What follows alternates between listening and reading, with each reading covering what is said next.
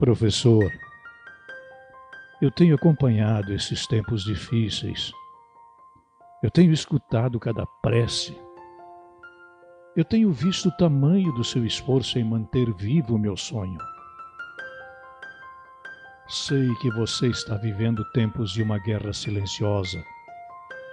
Uma guerra que trouxe a ausência do barulho das crianças e jovens, dos abraços, das brincadeiras no pátio, de tantos outros momentos que marcam a vida de todos para sempre. Eu sei, professor, eu sei, não está fácil ver a nossa escola triste sem vida. Mas eu quero fazer um pedido. Não deixe que o terrível silêncio dessa guerra invisível paralise sua fé. Pois eu reconheço sua devoção à minha pedagogia e a determinação em continuar o meu projeto de aprendizado e de vida. Por isso, eu quero dizer, com muita gratidão, obrigado, professor. Obrigado por assumir a linha de frente dos desafios educacionais, sendo um brilhante profissional virtual. A sua capacidade de resiliência é motivo de grande orgulho, pois demonstra o quanto tem sido corajoso e dinâmico em meio a essa terrível guerra.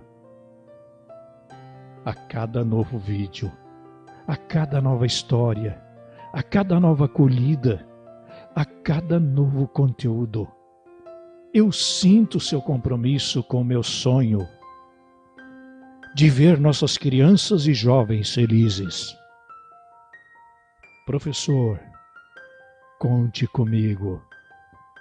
Eu sou Dom Bosco e estarei sempre ao seu lado, ajudando a manter firme sua fé no sonho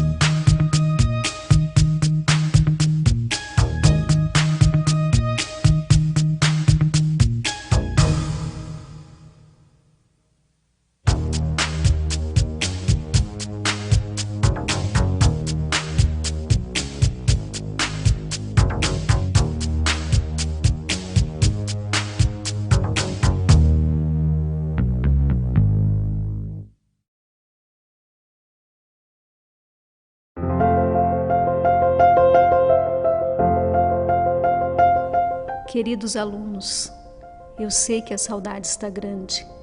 Saudade da nossa acolhida na recepção, do nosso pátio, das nossas quadras, de correr nos corredores para dar aquele abraço apertado nos professores, do cheirinho dos lanches da cantina, do sorriso e da alegria dos colegas nas salas, saudade do sino informando que está na hora de entrar, da expectativa para a semana de provas, saudade sim dos embalos nos braços das professoras até o soninho chegar, saudade da caixa de areia, do parque, da biblioteca, das nossas árvores, do campo, do ginásio, do nosso auditório, saudades das aulas extras, dos recados da pastoral, dos nossos momentos juntos de oração e de fé.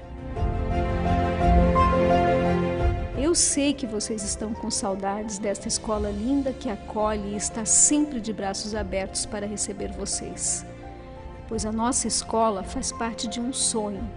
O sonho de Dom Bosco de ver crianças e jovens felizes pelos pátios, com as famílias, com os amigos, com os professores e com muita saúde.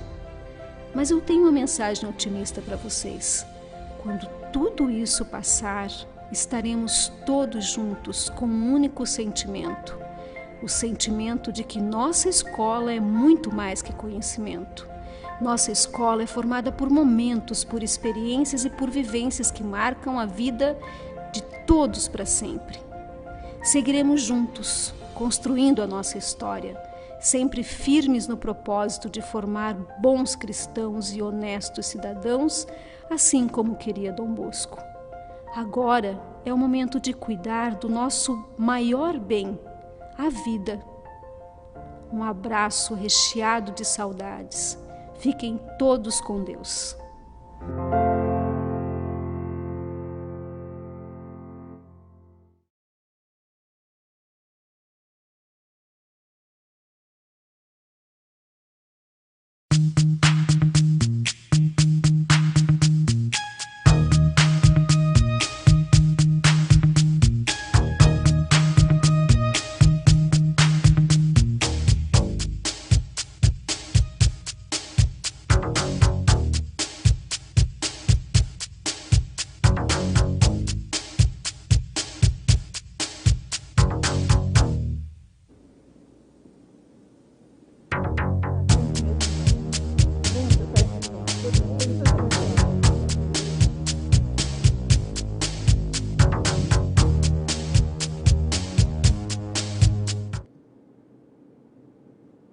Bom dia! Bom, a gente se juntou aqui, nós quatro, vamos ficar de máscara, vocês estão vendo. Espero que estejam escutando direito. Se não estiverem escutando, dá um toquezinho ali que a Ileia nos avisa, certo?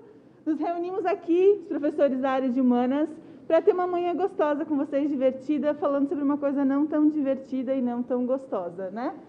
Nosso querido amigo Jonathan, acho que deu uma dica para vocês sobre o nosso assunto de aula de hoje, né? Nós vamos começar então com a aula de atualidades.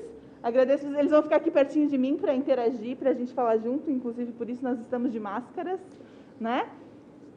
E nós vamos começar então hoje com a nossa aula de atualidades e vamos falar no nosso esquenta terceirão de ciências humanas sobre quem, amigos? Coronavírus, né? Coronavírus? Então vamos lá. Assunto pouco falado na nossa aula de atualidades desse ano, né? A gente vai falar então sobre, passa para mim, Jonathan, o coronavírus. Vamos lá? Vamos lá. Então vamos começar aqui. A gente está vivendo uma situação hoje, a gente vive uma situação da pandemia hoje, que a gente já passou daquele momento inicial de desespero, de não saber o que acontece, ou de olhar para a pandemia e dizer assim, está matando velho na China, muito longe de mim. Hoje a pandemia é uma realidade nossa, do dia a dia, tanto que algumas coisas mudam, né? A gente acaba se adaptando a algumas novas realidades, mas a principal realidade que a gente tem é um mundo em quarentena em busca para uma saída para essa crise que a gente está vivendo. Mas a gente está vivendo só uma crise econômica? A gente está vivendo só uma crise de saúde? Passa para mim, Jonathan, por favor. Não, a gente está vivendo uma tríplice crise nesse momento. A gente está... Volta. Isso, a gente está vivendo uma crise sanitária de saúde, né? Mas a gente vive uma crise econômica também e uma crise política. Bom, a crise política, principalmente porque as administrações elas não sabem como fazer, por o vírus ser muito novo, por a gente não ter um protocolo oficial que se diga, a pandemia ou o coronavírus se trata dessa maneira. E a gente começa a encontrar nessa crise sanitária alguns momentos em que as pessoas acreditam que saídas medicamentosas, vamos falar assim, onde alguém diz que tal remédio funciona. Então, como eu não tenho ninguém me dizendo que não funciona, eu vou lá e vou tomar e pronto. Então, a gente acaba criando uma crise ainda mais perigosa com relação à saúde, né? Todo mundo sabe, a gente já falou de automedicação muitas vezes. Então, a gente tem uma crise sanitária, mas a gente tem uma crise social junto, né? A gente tem uma crise meio de abandono. E esse abandono vem da onde? É um abandono de administração mesmo, é um abandono de políticas públicas voltadas para o tratamento dessa pandemia, né? E aí soma-se a crise econômica por esse momento de parada, né? A parada não aconteceu, obviamente, só no Brasil, e se a gente for olhar, existem alguns países do mundo agora retomando essa parada. Jonathan, se eu não me engano, é uma cidade australiana que voltou para o lockdown essa semana, né? Eu acho que sim. A gente vai buscar conhecer o que está acontecendo nos países que já passaram essa primeira leva da pandemia para entender o que vai acontecer aqui. É importante a gente dizer que nós ainda não estamos na segunda onda do coronavírus, porque nós não passamos a primeira. Então, a gente não pode dizer que o Brasil já enfrenta a segunda onda. Não. Os Estados Unidos parece que já está na segunda onda. Os Estados Unidos, sim. Por quê? Porque os Estados Unidos fizeram testagem em massa, então eles conheciam essa realidade, né, do vírus no país. A gente hoje, qual é a realidade do Brasil hoje? Qual é o tipo de teste que se faz no Brasil hoje? Você tem sintomas da doença e precisa de tratamento médico, você vai ser testado. Se você não tiver sintomas, você não vai ser testado, independente de ter convivido com alguém com o vírus ou não ter convivido com alguém com o vírus. Essa semana, inclusive, fiquei sabendo de uma malharia da nossa região, que uma mulher foi confirmada e as outras foram mandadas para casa sem fazer o exame, né? Então, que quarentena é essa, né? Como é que a pessoa vai se cuidar se ela não sabe realmente se tem? Mas eu não sei se tem, eu preciso ir lá na padaria rapidinho, eu vou lá. E aí o risco que ela coloca toda essa região envolvida, né? Região geográfica mesmo, né? Envolvida. Bom, mas então vamos entender. Qual é o tamanho desse grupo de risco do Covid-19? Começamos o Covid dizendo assim, né, Jonathan? Qual era o grupo de risco? Velho. Comorbidade. Velho que morria, que tinha problema de coração, né? Então era bem tranquilo pra gente. A gente ficava pensando assim, tá bom, se chegar aqui vai matar velho. A realidade do velho é a nossa? Hoje, não é. Primeiro, por quê? Porque a gente vai falar sobre as comorbidades, né? O que é esse risco biológico? Quem são os idosos? Qual é o número de idosos que a gente tem no Brasil? Qual é o número do nosso grupo de risco? O que são comorbidades? Quantas pessoas no Brasil têm problemas cardíacos? Quantas pessoas no Brasil são diabéticos? Quantas pessoas no Brasil têm problemas renais? E aí esse leque vai aumentando, porque ele começa a deixar de ter uma cara de gente idosa e passa a ter uma cara mais genérica, né? A gente sabe de pessoas que têm diabetes desde que são muito pequenas, a gente sabe de pessoas que têm problemas cardíacos desde que são muito pequenas, e a gente sabe de pessoas que têm problemas e não conhecem as comorbidades que eles realmente apresentam, né? Então, vamos lá. Quais são essas características que desenvolvem a forma mais grave da doença e, por consequência, maior propensão ao óbito, né?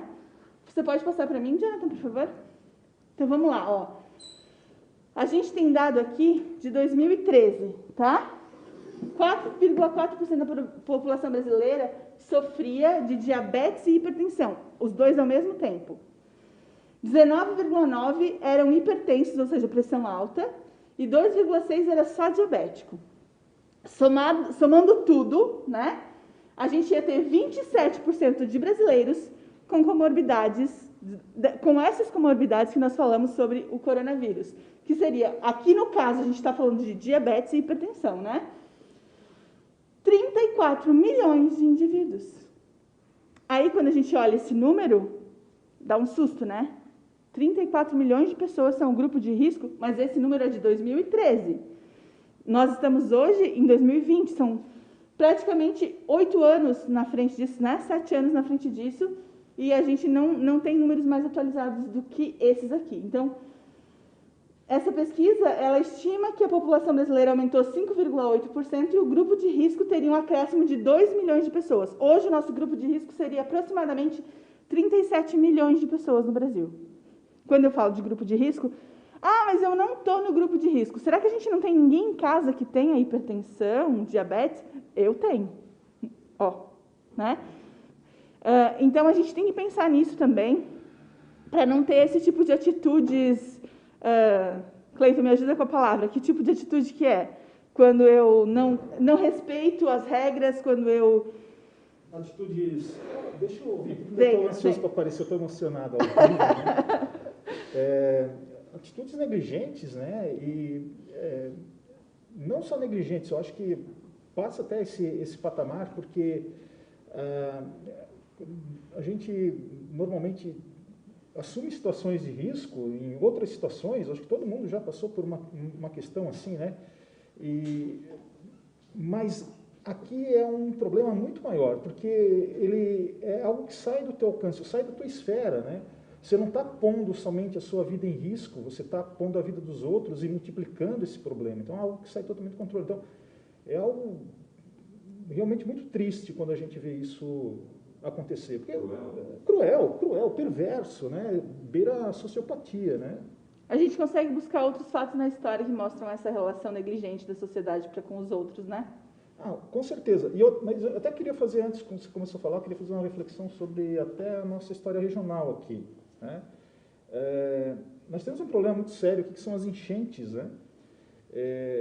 E as grandes enchentes que nós tivemos na região, as primeiras, elas foram extremamente impactantes. Né? Não que as demais não tiveram impacto, mas a cada novo ciclo de enchentes que a gente passa, parece que a população sabe lidar um pouquinho melhor com isso, né? E isso, claro, acaba diminuindo os danos. Será que, com isso tudo acontecendo, possivelmente não vai ser a última pandemia que a humanidade vai viver? Provavelmente, né? Não. Será que a gente consegue desenvolver uma cultura de prevenção para esse tipo de problema?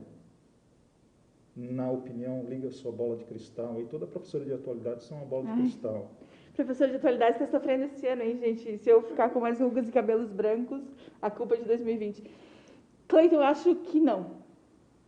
Acho que não, sabe, pelo simples fato de ver como está o comportamento hoje. Talvez um percentual pequeno da população consiga desenvolver essa consciência de comunidade, que é o que a gente precisa ter, né? Por exemplo, os órgãos de saúde explicam que eles não dizem pra gente que a máscara é usada para proteger o outro e não a mim. Porque se eu souber que eu vou usar máscara para proteger quem está ao meu redor, provavelmente eu não vou usar, né? Então, olha só, a gente acaba sem saber qual é o real intuito de usar a máscara, porque se eu souber, eu não vou ter consciência de pensar na preservação do outro. Eu acho que não. E a gente não tem a cultura, por exemplo, asiática, né? Que a gente vê hoje. Eu acho que é o Vietnã que teve muitos poucos casos de coronavírus. Sim, né? Eles têm um controle de temperatura desde janeiro já. Exato. Mas o próprio asiático tem essa cultura da máscara, né? Até por causa da poluição que eles vivem e tudo. São outros fatores também. Mas a gente não tem essa cultura de cuidado com o outro, assim, né? Eu não vejo essa mudança. Obrigado por tirar a minha última esperança na humanidade.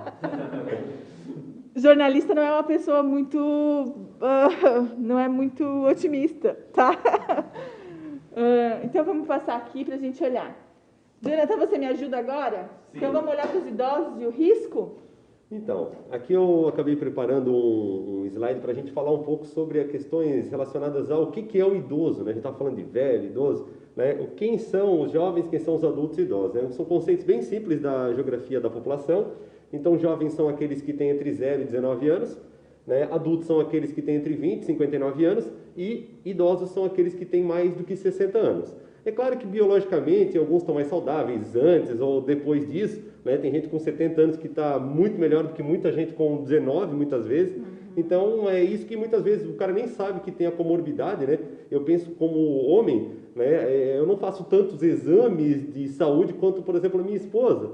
Então, existe a possibilidade de eu ter uma comorbidade e ser acometido pelo coronavírus e passar por alguma dificuldade, porque eu não investiguei antes, né? Se eu tinha ou não essa comorbidade. Se eu não sei que eu tenho, eu não tenho, né? A nossa consciência, tipo... Principalmente o homem, eu acho que pensa bastante assim, né? Inclusive, a expectativa de vida das mulheres é maior em função disso, ó. Se a gente olhar a faixa dos idosos, né, 1,8% da população brasileira, que a gente tem a pirâmide etária do Brasil de 2010, que é o último censo. Porque o censo também é uma coisa que foi esse ano cancelado, obviamente, porque ninguém vai passar na casa dos outros para verificar as coisas no ano de pandemia. Mas é que a gente já começa a ver aqui, principalmente na faixa dos idosos e os adultos mais velhos, que a gente tem um percentual maior sempre de mulheres. Sendo que quando é criança, aqui eu botei uma figura 3, na frente, 6. Mas está 3,6% de mulheres entre 0 e 4 anos e homens são 3,7%. Ou seja, nascem mais homens, só que lá na faixa mais idosa, vamos dizer assim, a gente vai ter um percentual muito maior de mulheres porque elas se cuidam mais. Tá? Em todos os sentidos, né? Em vários sentidos, né? E com relação ainda à questão da pirâmide etária, né, eu gosto de ressaltar aqui, eu botei PEI, PEA e PEI. O que é isso? Né? Então, PEI, população economicamente inativa, né, e aí a gente tem os jovens que normalmente são dependentes da renda de um adulto. Né? Pode ser o avô, pode ser a avó, pode ser um parente, mas enfim, aquela pessoa que não tem idade para trabalhar, normalmente ela vive da renda de alguém, ou ela vive do Estado, que oferece algum tipo de ajuda, alguma coisa assim, certo? Essas são as pessoas ditas economicamente inativas. Eu sempre digo para os alunos, vocês se consideram ativos ou inativos economicamente? Eles se consideram superativos. Você assim, tá, mas existe um conceito, e se você não gera o dinheiro que você gasta, você é inativo. Né? Então, não adianta, isso não vai mudar. E aí a gente tem a faixa dos adultos, né, que é o que muita gente está falando na pandemia, aí, deixa os adultos trabalhar, porque eles é que fazem a economia girar e tal. E sim, de fato, a maior parte da população trabalhadora e que tem renda, né, e que tem uma renda viva, vamos dizer assim, na economia, são as pessoas entre 20 e 60 anos, né, até 59 anos, que normalmente são as pessoas com idade de trabalho, a gente costuma dizer. Né? Na faixa dos jovens, quando a gente tem muitos jovens, a pirâmide etária brasileira ela já está modificando, né? A geração... Não é mais pirâmide, né? Ela está virando uma coxinha já. Né? Então, a minha geração, por exemplo, né? Eu tenho 34 anos, em 2010 eu tinha 24 anos, é de 4,5% da população brasileira. A geração dos que tem hoje 0 e 4 anos é 3,7%. E óbvio que não vai aumentar, a não ser que esteja uma corrente migratória muito grande, né? Essa tendência de afunilar a pirâmide etária é muito grande. Inclusive, daqui a uns 15, 20 anos, a gente deve ter uma situação de redução de quantidade de pessoas com idade escolar. Né? Isso é uma realidade que ainda vai acontecer no Brasil, não acontece por conta das migrações, certo? E aí, é claro, voltando ao que a Francine estava falando, a questão dos idosos, a importância econômica deles. Né? Eles são economicamente inativos, nem todos são economicamente inativos, mas eles consomem, circulam o dinheiro da economia também. Tem muita gente trabalhando até os 65 anos, afinal a nossa legislação não diz que o cara está aposentado aos 60, não. Isso é só uma convenção internacional de que a partir de 60 anos é chamado de idoso, né? Então isso é só uma referência para a gente fazer essa análise da pirâmide etária aqui. Tá? Então, mas tem muita gente trabalhando nessa faixa etária, conforme ela já falou anteriormente ali, muita gente em idade de trabalho que é idosa e que tem comorbidade, certo? Por enquanto era isso, depois eu volto. Então tá, muito bem. E sem contar, né, de quem tem a comorbidade não tá para cima do verdinho, né? Que está aqui no meio, porque não necessariamente a comorbidade é algo que atinge apenas a população idosa, muito pelo contrário, né? A gente não leva um estilo de vida saudável o suficiente para ter certeza que está todo mundo ok, que ninguém tem problema cardíaco ou ninguém tem problema com a diabetes. Então, os idosos em risco. Nós temos 42,6% dos idosos no mercado de trabalho. Metade dos nossos idosos estão trabalhando. Então, aquela população, vamos voltar aqui, que é chamada de economicamente inativa, ela não é tão inativa assim, né? Mas isso aqui acontece por quê? Por necessidade, provavelmente, né? Pouca gente que teria condição de viver bem com um aposento vai continuar trabalhando porque simplesmente tem vontade de trabalhar. Aqui é necessidade. Aí também tem essa a relação com a população econômica ativa, inativa debaixo da pirâmide, que às vezes depende das pessoas mais velhas, né? Um avô que cria um neto, a gente tem várias situações diferentes sociais para falar disso, né? Isso equivale a 14 milhões de indivíduos. Então, nós temos 14 milhões de idosos hoje no mercado de trabalho, tá? E a renda desse trabalho de indivíduos representa 47,3% da renda total do domicílio. Então, eles ainda representam quase metade do dinheiro que entra na casa deles. E aí a gente vai ter projetos, por exemplo, como esse auxílio emergencial, que é um auxílio de R$600, e a gente tem que parar para pensar em qual é a família que sobrevive com R$600 por mês, se esse idoso tiver que sair do trabalho. Porque a regra é, pessoas do grupo de risco não podem trabalhar, né? E se essa pessoa tiver que sair do mercado de trabalho, essa família aqui, de qual depende quase 50% da renda que ele traz para casa, vai viver com esses R$600? A gente tem outros problemas acarretados com isso tudo, né? Então, vamos olhar, vamos voltar lá para o nosso comecinho e vamos tentar entender a origem do vírus. A gente tem ali os morceguinhos voando, né? A mutação do RNA viral é comum e facilita a evolução do vírus.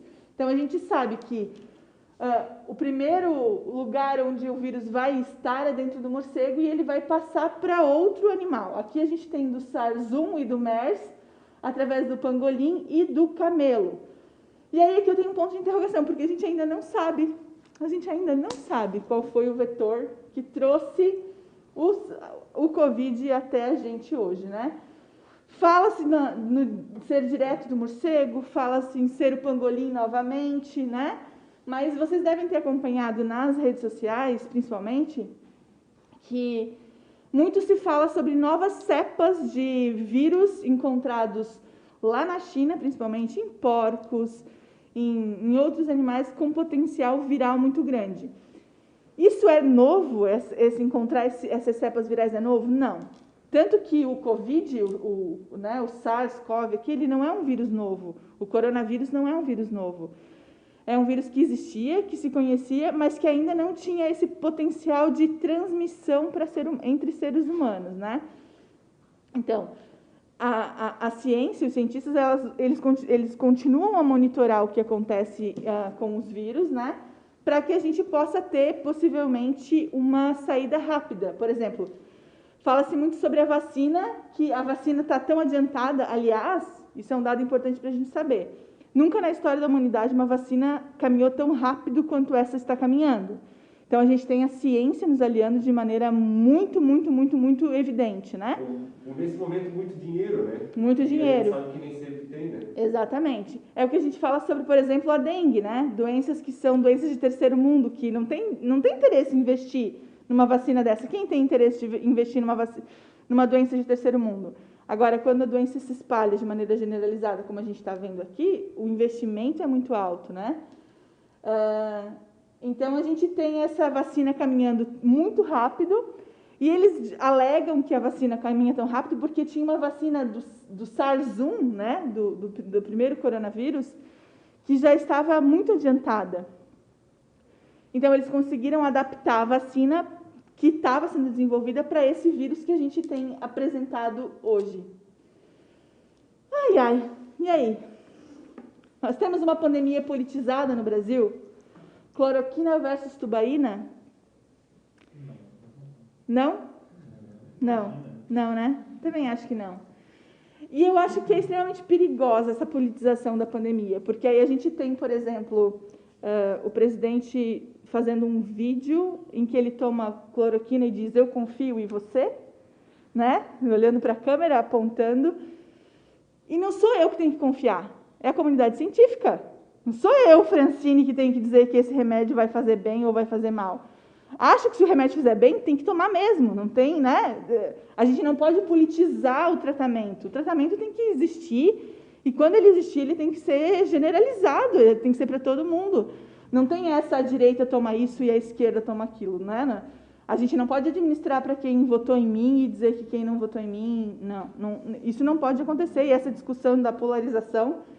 Não, hoje inclusive, normalmente eu estou na estrada para chegar nos lugares onde eu trabalho. Hoje de manhã eu estava vindo para Rio do Sul, estava escutando o rádio, né, escutando a CBN, e estava falando o presidente do Hospital Albert Einstein, né, falando sobre essa situação, né? E que é muito polêmico, né? Será que uma pessoa com tamanha repercussão como uma autoridade que é o presidente da República, ele deve mostrar que esse tratamento é seguro, né? Então ele justamente estava dizendo, olha, não existe problema do presidente tomar a cloroquina e hidroxicloroquina e entender que isso é positivo para ele. O problema é fazer com que pessoas que talvez não tenham a saúde que ele tem, ele é uma pessoa com 66 anos, se eu não me engano, mas que tem uma saúde boa e tal, histórico de atleta, e que nem todo mundo vai ter. Então, será que todas as pessoas podem tomar hidroxicloroquina e vão ter um resultado positivo?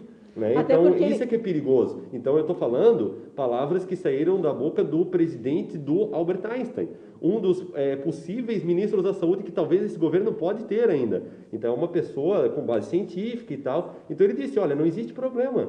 Né? Todos os medicamentos costumam ter contraindicações e efeitos, né? E efeitos colaterais e tal. E o grande problema é quando você potencializa isso e faz como se fosse tomar uma bolinha de açúcar. Né? Então, tem muitas pessoas que podem se prejudicar com isso, pessoas que têm lúpus e tomam a hidroxicloroquina, elas têm casos de cegueira. Né? Então, será que vale a pena eu sair tomando cloroquina loucamente? Será que existem doses adequadas para cada tratamento? Né? Então, essa é uma preocupação científica. Eu estou falando palavras do presidente do Albert Einstein. E até o acompanhamento, né? Porque a gente sabe, por exemplo, que o Bolsonaro faz 2 ecocardiogramas por dia para acompanhar essa variação cardíaca que a cloroquina pode apresentar ou não. A realidade que ele tem, qual é o que o hospital... que vai fazer uma coisa... Que brasileiro tem a condição financeira de fazer 2 ecocardiogramas por dia, né? Percentual baixo, né? Nem... Então, a gente tem esse problema da politização, mas, Cleiton, eu vejo esse problema da politização como um problema bem atual, né? Não só relacionado à pandemia, mas que acabou respingando também na pandemia, né? A gente tem essa vertente ou essa disputa entre A e B, né? Se você defende tal, você é do A, se você defende B, você é do... né? Então, a gente tem essa politização hoje, mas ela... Desde que a gente fala de politização em atualidades, eu sempre digo, e vou repetir aqui novamente, politização, essa polarização, ela é extremamente perigosa. Todo extremo é perigoso, né? Então, a gente tem que tomar muito cuidado com isso. Até porque ela acaba criando uma espécie de censura silenciosa, né? E muitas pessoas às vezes ficam desencorajadas em discutir algum tema para não ser alvo desse tipo de polarização. Então, os efeitos nocivos são gigantescos. Só para lembrar, como o Jonathan falou, do ministro da Saúde, nós estamos aqui, um pouco mais de 60, 70 quase, de 100 ministros de saúde. Ontem nós ganhamos o ministro da Educação, mas o ministro da Saúde nós ainda não temos, né? Numa pandemia, nós passamos por praticamente 3 ministros da Saúde, né? Porque a gente tem um interino que está lá, que é uma pessoa de boa vontade, talvez a gente pode dizer isso, mas que não tem formação para estar no cargo, né? Pelo menos ele está conseguindo, talvez, colocar em prática aquilo que uma pessoa quer e que vai ter uma linearidade, vou pensar da forma mais positiva, talvez, né? E eu vejo positivamente outra coisa, por exemplo, o protocolo de atendimento para os casos de coronavírus mudou agora na última semana. Antes a gente recebia orientação, vá buscar ajuda médica quando você tiver febre ou quando você tiver com falta de ar.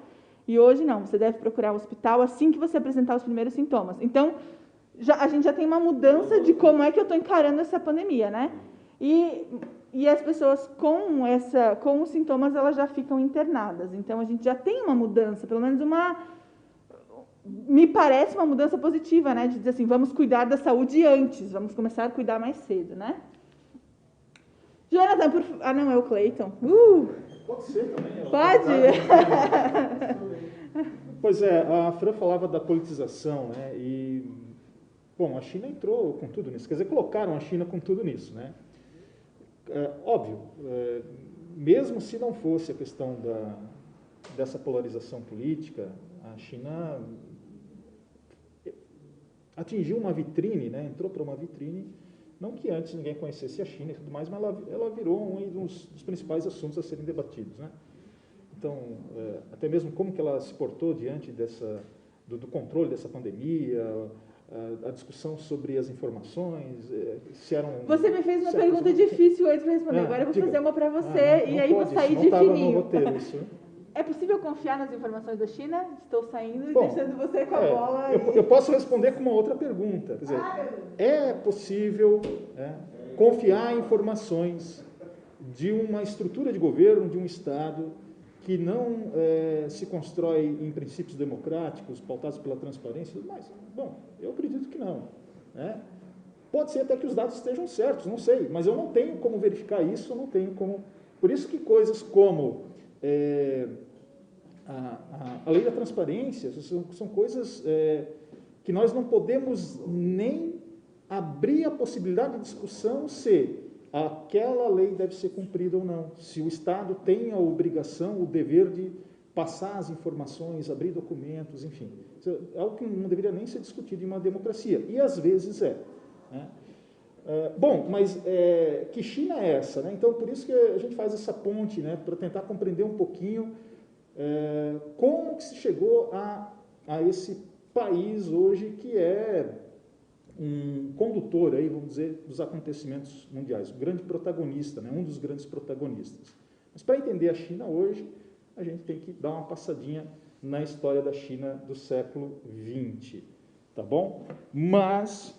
como o historiador sempre pergunta assim, quanto tempo você tem? Né? Porque senão ele começa a explicação lá no período neolítico. Né? Então, a gente vai voltar até um pouquinho mais, né? Para dar uma palhinha sobre... Opa, desculpa, é que... Puxa. Sabe como é que está em chinês aqui? A gente volta um pouquinho para falar do século XIX. Né? A China, assim como a África, né? Não só a China, mas boa parte do território asiático, ela vai passar por uma forte ação dos países europeus que estão, de meados do século XIX, né, o início do século XX, estão passando por um grande impulso de modernização, industrialização. E aí tem aquele lance do tal do espaço vital, né? Um espaço que é determinante para atingir o teu estágio de desenvolvimento. A gente está falando de recursos naturais como carvão, minério de ferro, enfim, até mesmo o mercado consumidor. É uma nova fase de industrialização, uma nova fase de progresso, e a Europa precisa buscar esses territórios, esses espaços para suprir aquilo que é as suas necessidades. Né? Então, vai acontecer a partilha da África, a África vai ser loteada pelos europeus, e a China vai ser um grande alvo dos europeus também. Então, a China do final do século XIX e início do século XX, para usar um termo talvez um pouco deseducado com a China, seria assim, a casa da mãe Joana. São vários países que exploram comercialmente a China em situações bem desvantajosas, né, e talvez injustas. E se fosse para resumir essa situação toda, eu colocaria essa fala aqui, desculpa, eu pulei sem querer, do Su Yat-sen, que vai ser o primeiro presidente da República Chinesa. De que país a China é colônia? É colônia de cada país com quem firmou um tratado. E todos os países que têm um tratado com a China são seus donos. Assim, a China não é somente escrava de uma nação, e sim escrava e colônia de todas as nações. Então, essa é a China do século XIX, né? Do finalzinho do século XIX, início do século XX. E isso vai levar a uma série de tensões políticas e sociais na China, que vai eclodir, então, vai culminar com a proclamação da República Chinesa. É um processo muito tumultuado, não cabe, obviamente, uma fala de alguns minutos, mas eu estou começando essa história aqui para vocês entenderem a construção de um personagem histórico extremamente importante para a China do século XX. Não dá para entender a China do século XX sem entender a história de um sujeito chamado Mao Tse-tung. Goste dele ou odeie ele, há de se reconhecer que ele foi um dos personagens mais marcantes da história do século XX e que mais influenciou os rumos da história. Bom, e da China nem se fala. Tá? Então, essa historinha toda aqui vai nos ajudar a entender como Mao se tornou aí o grande líder chinês que marcou a história da China no século XX. Tá bom? Em 1912, então, a gente tem a fundação dessa República Chinesa, é fundado um partido nacionalista, né, de caráter nacionalista, chamado Partido Nacional do Povo, em chinês, Kuomintang. Aliás, vocês querem essa aula em mandarim ou na nossa língua nativa? Tá bom. Não é um processo tranquilo, vai sofrer forte resistência das oligarquias rurais. A China era um país muito complicado politicamente nesse período, né? Assim como foi o Brasil na Primeira República, mas talvez de uma forma mais intensa, né? Aquelas oligarquias rurais, elas detinham aí a maior parte das terras produtivas e tinham um controle político, até mesmo militar, né, dessas áreas. Então, não foi um processo fácil e vai culminar em numa guerra civil. Então, a situação continua tensa, continua complicada. Não foi com a proclamação da República que as coisas se resolveram. Bom, para ajudar um pouquinho, né, fogo no parquinho. Por quê? Vai surgir aí o Partido Comunista Chinês, que vai ser fundado, dentre outras pessoas, o Mao Tse-tung, tá? Que até vai ter uma certa aproximação desses dois partidos, né? O Partido Nacionalista e o Partido Comunista. Então, eles têm vamos dizer assim, um objetivo em comum, um inimigo em comum.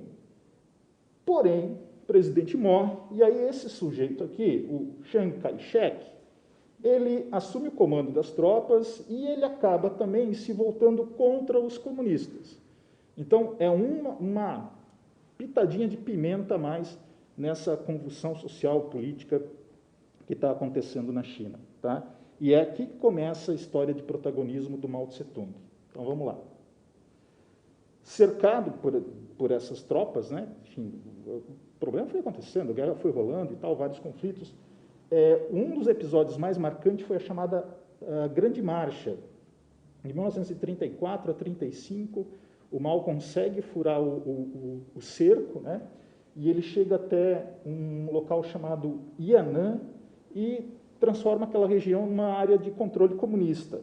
E aí ele ganha assim, uma grande popularidade dentro do partido, né? E um grande respaldo. Assim, as pessoas começam a confiar nas decisões deles. Então, a gente pode dizer que ele se torna aí a grande personalidade do Partido Comunista Chinês. Tá? Bem cara de personalidade mesmo, assim, né? Ainda bem que a aguinha ajudou um pouquinho nisso.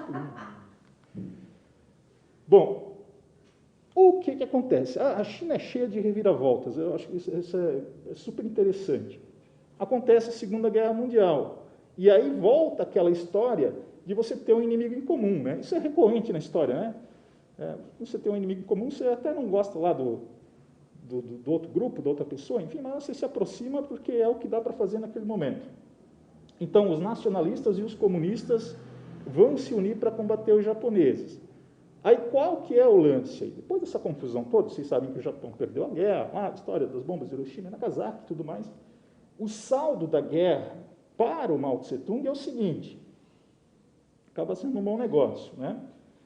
Ele termina a guerra com um exército de 1 milhão de homens, 1 milhão de soldados, tá? E controlando uma região de 90 milhões de chineses, 90 milhões de habitantes. Então, já conseguiu aí um cenário, né, muito mais favorável, né, às pretensões que ele tinha, né, de construir uma sociedade comunista na China. E aí, claro, o inimigo comum não existe mais, volta o fogo no parquinho, né? 1946, 1949, uma guerra civil na China, e aí agora, claro, com esse exército e tudo mais, o Mao consegue definitivamente derrotar o Partido Nacionalista, né? E então, em 1949, a gente tem a fundação da República Popular da China, que é essa China que a gente conhece hoje, tá? Desculpa, coronavírus. Os nacionalistas vão se mandar, a China aqui é muito grande, eu nem queria mesmo, né? Vou procurar um lugar mais agradável para viver, atravessam ali o Mar da China, vão viver numa ilhazinha ali perto, aí, então, que a gente conhece como Taiwan, tá bom, gente? E aí a China, né, continental passa a ser governada pelos socialistas. Que China é essa que se constrói, então? Bom, projeto socialista, né? Então, coletivização das terras, controle estatal da economia e nacionalização de empresas estrangeiras. Cabe uma reflexão aqui, que é o seguinte: se a gente verificar na história do século XX, a gente vai ver que em países que tinham uma condição social extremamente precária, em que grande parte da população, normalmente população campesina, estava submetida a uma relação de opressão e exploração muito forte, esse cenário acabou sendo muito propício para o surgimento desse tipo de liderança, com esse tipo de projeto. Então, é o que a gente vê, por exemplo, acontecendo, tem algumas similaridades na Rússia, em 1917, ou até mesmo em Cuba, na Revolução Cubana, tá bom? Se fosse para fazer um resuminho aí dessa história do mal, desse governo do mal, tá? Então, a gente tem aí nos anos iniciais uma grande reforma agrária que vai acontecer na China. Lembrando que o Mao, ele tem a sua origem em família de camponeses, né? Então, ele conseguia circular muito bem entre esse meio, assim, compreendia muito bem a realidade daquela parcela da população. Para uma economia socialista, né, professor, os planos, planificação da economia, né, os planos quinquenais. Primeiro vai ser marcado uma forte política de industrialização e, nesse período, aí, recebendo um grande auxílio técnico da União Soviética. Obviamente, interesse soviético de consolidar o socialismo como modelo. De 58 a 61, um segundo plano quinquenal, mantém as mesmas diretrizes, né, mas com um upgradezinho aí. Então, chamado grande salto para frente, ou grande salto adiante, né? Cria as chamadas comunas ou cooperativas rurais, que a princípio você pode dizer, não, opa, tá legal, tá melhorando a situação da galera, né? Mas começa a surgir alguns problemas. Então, você tem um projeto muito forte, muito intenso de industrialização, né, ou pelo menos a pretensão, né, dessa industrialização, que vai levar, inclusive, a um esgotamento do aço, né, de metais na China. Inclusive, coisas que eram necessárias para ferramentas básicas para a agricultura. Esse tipo de coisa, alguns acontecimentos aí climáticos aí que a China passou naquele momento, que muitos até acabam criticando, amenizam um pouquinho a culpa da natureza nesse processo. E uma grande migração da população para os centros industriais vai levar a um colapso do sistema agrícola, né? E aí é uma grande marca amarga do governo do Mao, que é a chamada Grande Fome, que milhões de chineses morreram em função disso, simplesmente não ter alimento. Tá? E aí a gente pode entrar com a história dessa alimentação pouco tradicional? É aí que entra, Cleiton? Olha, você sabe que o meu conhecimento não é tão vasto assim para esse tipo de reflexão, né? Mas eu acredito que sim, tem uma certa lógica, né? Assim como a gente viu na França em alguns momentos em que, ou até da técnica de produção de outros alimentos, né? Você tem por que surge, por exemplo, a fabricação do queijo? Né? Então, são coisas que, diante de uma necessidade de você ter que conservar um alimento que se estragaria ou aproveitar coisas que antes não eram reconhecidas como alimento, é possível sim, mas eu não saberia te dizer se antes já era assim. Eu até acredito que seria porque a pobreza do campesinato da China não era coisa recente. Se a gente pega a história lá da formação inicial da civilização chinesa, eu não queria ser desrespeitoso com a China, mas assim, em nenhum momento da história, se você for povão mesmo, se você não for aristocracia, não seria um lugar muito agradável de se estar. Né? Então, um poder sempre muito centralizado, a relação de exploração muito intensa também, então, e o campesinato sempre muito pobre. Né? E de 62 a 66, começa o terceiro plano quinquenal. Eu acho muito interessante essa parte aqui, porque podemos considerar que foi por alguns aspectos, foi um fiasco aqui, né? Em função do problema da grande fome e tudo mais. E aí vem crescente uma oposição ao Mao Tse-tung. O Li Xiaoqi e o Deng Xiaoping. Tá? Essas duas fazem parte do governo chinês. Tá? Então, isso também ajuda a desmistificar um pouquinho a questão do mal como um Deus supremo, né, que podia fazer o que bem entendesse com a China. Não é bem assim, né? Existia uma... Cada um no seu momento teve a sua importância. Exatamente, com aquela postura, né? E existia uma oposição, existia aí um confronto de ideias. Claro que o mal tem o poder do Estado na mão, então... e é nesse sentido que ele vai fazer a chamada revolução cultural. Então, quando ele vê que ele perde legitimidade no seu discurso, junto à sua população, e começa a entrar num crescente descrédito e vê a oposição despontando, ele cria essa chamada revolução cultural, que é uma sistematização voltada à reeducação da população, se fosse para usar um termo mais direto, uma doutrinação, né, da população, e o objetivo tinha, entre outras coisas, né, modificar os costumes tradicionais, substituindo por aqueles que seriam os valores do proletariado, eliminar os valores burgueses, capitalistas, né, reestruturando todo o sistema de ensino. Ficou famoso o livrinho vermelho de Mao, né, com os ensinamentos. Mas aí as grandes críticas aí cabem também a questão da própria doutrinação e do chamado expurgo, né, dos inimigos políticos, dos adversários políticos que foram perseguidos. Tá? Outros destaques desse período do governo de Mao, a gente tem a invasão do Tibete, que até hoje é uma questão internacional que volta e meia está sendo discutida, né? O rompimento com a União Soviética, eu acho muito curioso isso, né? Em plena Guerra Fria,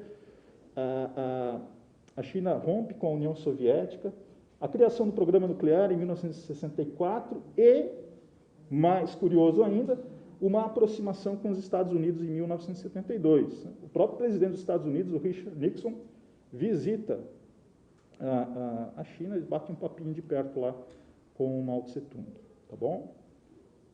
Então, isso também indica para a gente que a Guerra Fria não é tão simples assim, né, professor?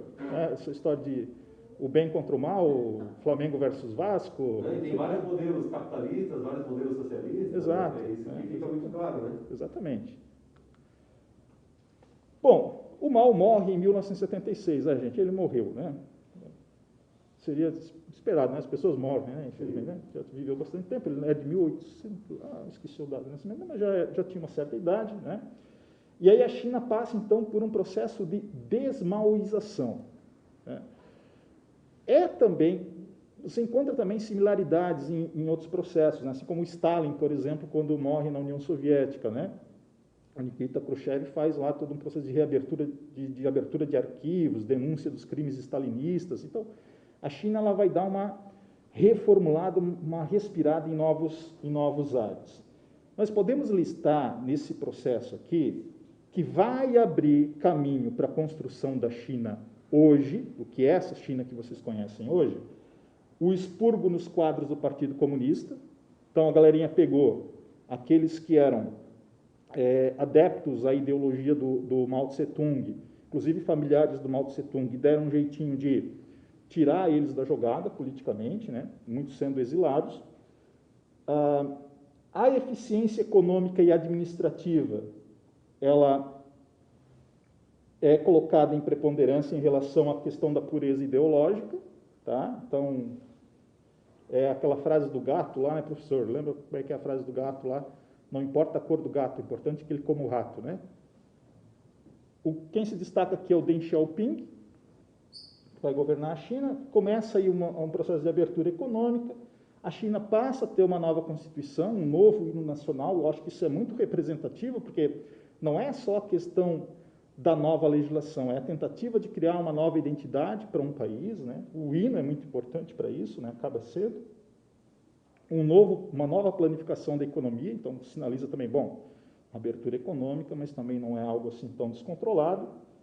Denúncia contra o abuso de poder do período maoísta, né? Inclusive, não só dos crimes, mas... bom, corrupção também é crime, né? Mas principalmente da corrupção. Agora, certamente tinha algum chinês lá, né, que dizia assim, saudade do tempo do Mao, né? Não tinha corrupção na época do Mao, né? Não, mas claro, né? A informação não era acessível, né? A ignorância é uma benção. Exatamente, não. Se eu não conheço o problema, é a questão da saúde, né, que vocês estavam comentando, né? Bom, se eu não identifiquei o problema, porque ele não existe, né? Olha que maravilha, né? Avanço agrícola, industrial, militar, tecnológico. Não precisa explicar para vocês o que a China produz hoje, né? Quer dizer, não precisa, né, professor? Diminuição do controle governamental sobre a vida das pessoas, mas cuidado, vamos colocar isso aqui como aspas, tá? Isso aqui em relação, se você comparar com o período anterior, tá legal? Fechamento daquelas comunas. A gente até lembrar dessa nova lei que está surgindo em Hong Kong, né? Que é a Lei de Segurança Nacional, que as pessoas não podem fazer manifestação contra o governo e, se forem presas, é prisão perpétua. Então, assim, tipo, exato. Não há manifestação, né? Exatamente, né? Isso aqui é o que abre o caminho para o chamado socialismo de mercado, né? Isso que você comentou, Fran, é tão verdade que, olha só, como nem tudo são flores, né? Porque se você olhar isso aqui isoladamente, você pode dizer, nossa, a China virou uma maravilha, né? Em 1989, né, massacre da Paz Celestial, né? Pessoas que estavam fazendo um protesto pacífico, pedindo democracia, né? O saldo, várias pessoas mortas a balas e esmagadas por tanques de guerra. Então, e claro, obviamente, a China ainda tem os seus problemas hoje em relação a essas questões de liberdades, direitos humanos, né? Questões ambientais também muito criticadas. Mas eu já estou até avançando aqui. Professor, vou botar no teu ali logo. Então, beleza. Vamos passar o slide antes que o tanque comece. Então, muito obrigado. Valeu, professor. Vou voltar aqui na tua fala, porque, na minha opinião, a China que a gente conhece hoje, ela tem tudo a ver com o Deng Xiaoping, né? Então, a China que a gente tem hoje, ela é fruto do Xi Jinping, que é atual governante do país, mas muito do que estruturou a China para ela ter esse socialismo de mercado foi o Xi Jinping que trouxe. Então, eu costumo dizer também, não sou professor de história, mas quando a gente fala lá do passado, eu digo, olha, o Mao Tse Tung, ele fez a revolução e naquele momento, para a revolução, era aquele tipo de pessoa que a gente precisava. Para conseguir estruturar um país que hoje é a segunda maior economia do mundo, é o país que hoje produz a maior quantidade de produtos eletrônicos do planeta, né? Chegar nesse patamar, precisaram do Xi Jinping e eles precisaram se estruturar como o capitalismo se estrutura. E esse foi o grande acerto da China, o rompimento com a União Soviética. Ele não foi apenas um rompimento político, ele foi um rompimento ideológico, né? O que tem nesse slide aqui é um processo de liberalização da economia, né? E dentro do governo Xi Jinping, o que aconteceu? Eles criaram as zonas econômicas especiais.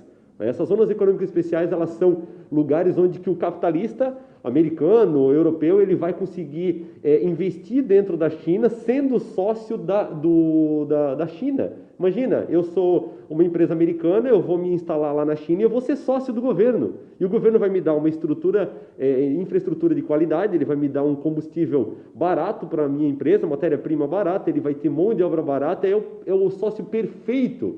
Será que é fácil conseguir competir com um país que conseguiu fazer isso?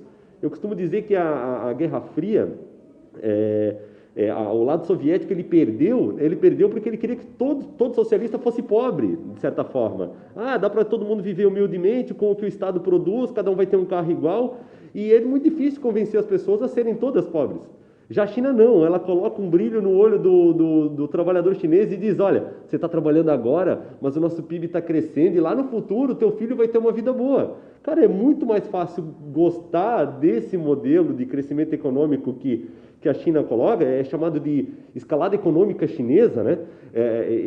Isso que aconteceu a partir do governo Deng Xiaoping. Então, hoje o socialismo de mercado, ele é o mercado mais perfeito para conseguir investimentos. Por quê? Porque ele tem uma linearidade, é a grande vantagem da ditadura. A ditadura é horrorosa, né? O professor de filosofia com certeza vai falar o quanto isso é horrível. A gente tem esse slide aqui também mostrando do massacre da Praça da Paz Celestial. Ditadura não é a melhor opção nunca, mas para fins de planejamento econômico, funcionou. Tá? Então é difícil competir com um país que consegue planejar 15, 20, 30 anos.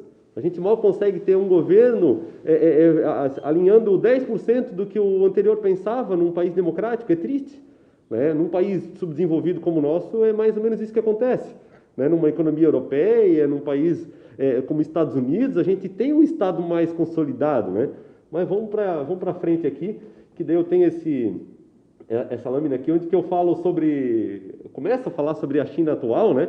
Então aqui a gente já tem o PIB de 2020, primeiro trimestre de 2020, janeiro de 2020, né? Até janeiro, fevereiro e março, né? A gente teve uma recessão de 6,8% no PIB da China. No momento da pandemia. Exatamente. Então, será que a China só se beneficiou de tudo que aconteceu? Porque, claro, tem aquela questão, foi criado lá o vírus ou não? Não interessa. Todo mundo saiu correndo atrás de respirador, e onde é que se fabricava? Na China. Né? Falávamos sobre planejamento antes ali também. Tem cidade chinesa como Shenzhen. A cidade de Shenzhen, ela não existia em 1980. Ela foi criada em 1980, na década de 80. Hoje ela tem cerca de 20 milhões de pessoas e ela produz cerca de 90% dos smartphones do mundo, 80% dos equipamentos de ar-condicionado do planeta, entendeu? Não é da China, é do mundo, cara. Então, tu vai comprar uma coisa da Apple, da Samsung, da Gree, da Comeco, qualquer marca. Tu está comprando um produto que pode ser de origem americana, origem francesa, origem brasileira, mas ele está lá, está com o pezinho lá. E quero ver tirar o pé deles de lá, entendeu? Os empresários. Os políticos podem falar o que quiser, mas o empresário ele vai para onde dá mais lucro. Tá? Então, a China sofreu alguma coisa com esse período? Né? Ela tem a ver com a criação do vírus? Não vem ao caso. Vamos ver alguns dados que a gente vai ter aqui agora. A China, em 2010, ela tinha um PIB de 6 trilhões de dólares. Né? Hoje ela está na casa de 14, indo para 16 trilhões de dólares. Né? A gente não sabe como é que vai fechar 2020, se vai ter crescimento ou não. Né? Aqui, na verdade, está em 14,5 por aí, se a gente olhar pela tabela. Mas isso aqui é absurdo, cara. Olha o crescimento que a China teve de 2010, 6. Né? Bateu 12 em 2017. Então, ela, em 7 anos, ela consegue dobrar o PIB dela. E o Brasil fez o quê durante esse período? Né? De 2010 para cá, a gente é chamado de BRIC, a gente é chamado de emergente, sendo que a gente está crescendo 1%, meio. Né? Então, esse realmente é um país emergindo economicamente. Isso assusta muito, assusta bastante os Estados Unidos. Né? Aqui eu tenho novamente o slide do crescimento. Esse aqui, na verdade, é o slide que mostra desde 2017 o crescimento que a China tem. A gente tem uma média aqui de 6,5%, 7% de crescimento ao ano. O Brasil não sabe o que é isso. Né? A gente nem sabe o que é isso durante 2 trimestres seguidos. Tá? Então, nos últimos 20 anos, a gente teve pouquíssimos trimestres com crescimento acima de 5%. E aqui, a China ela fica triste em olhar que está crescendo só 6%. Eu estou falando do final do ano passado, não tinha pandemia. Né? A pandemia começa a ser chamada de pandemia esse ano. Certo? Então, eles estão acostumados com um crescimento muito grande, e mesmo quando eles estão mal, quando a gente teve a crise na Europa, aqui nos Estados Unidos em 2008, na Europa 2010, 11, 12, o que aconteceu? O consumo de um monte de coisa diminuiu, certo? E os chineses fabricam grande parte dessas coisas. Eles começaram a incorporar mais gente do campo para a cidade dentro da China, porque é uma ditadura. Você chega no cara e diz assim, camponês, agora a gente precisa de você na cidade, você vai trabalhar nessa fábrica ali, eu vou te treinar.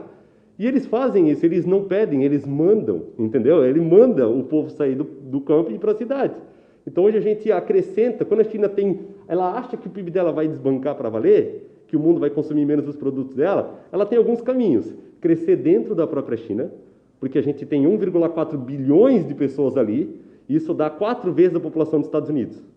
Tá? Então, imagina se metade da população chinesa consumir como um brasileiro, não vou nem dizer como um americano. Né, um norte-americano, um estadunidense.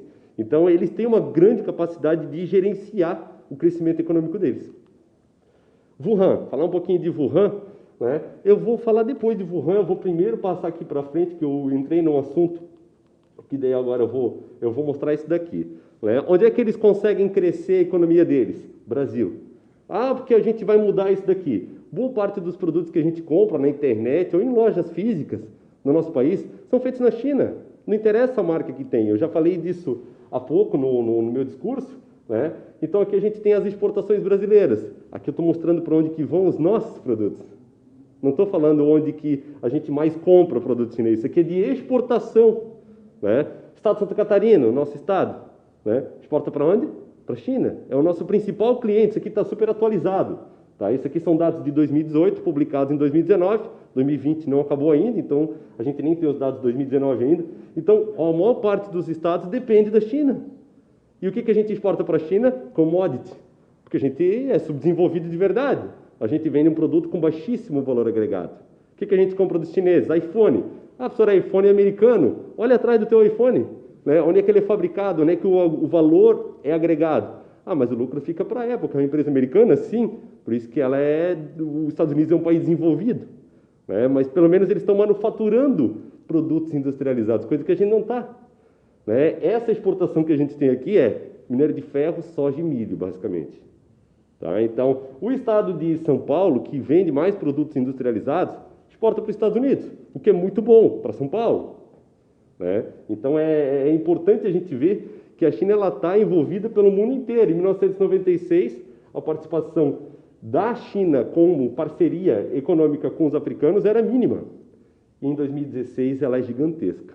E eu estudei com um angolano, que ele me disse, aqui aparece Angola ainda como não tendo, em 2016, a China como principal parceiro econômico.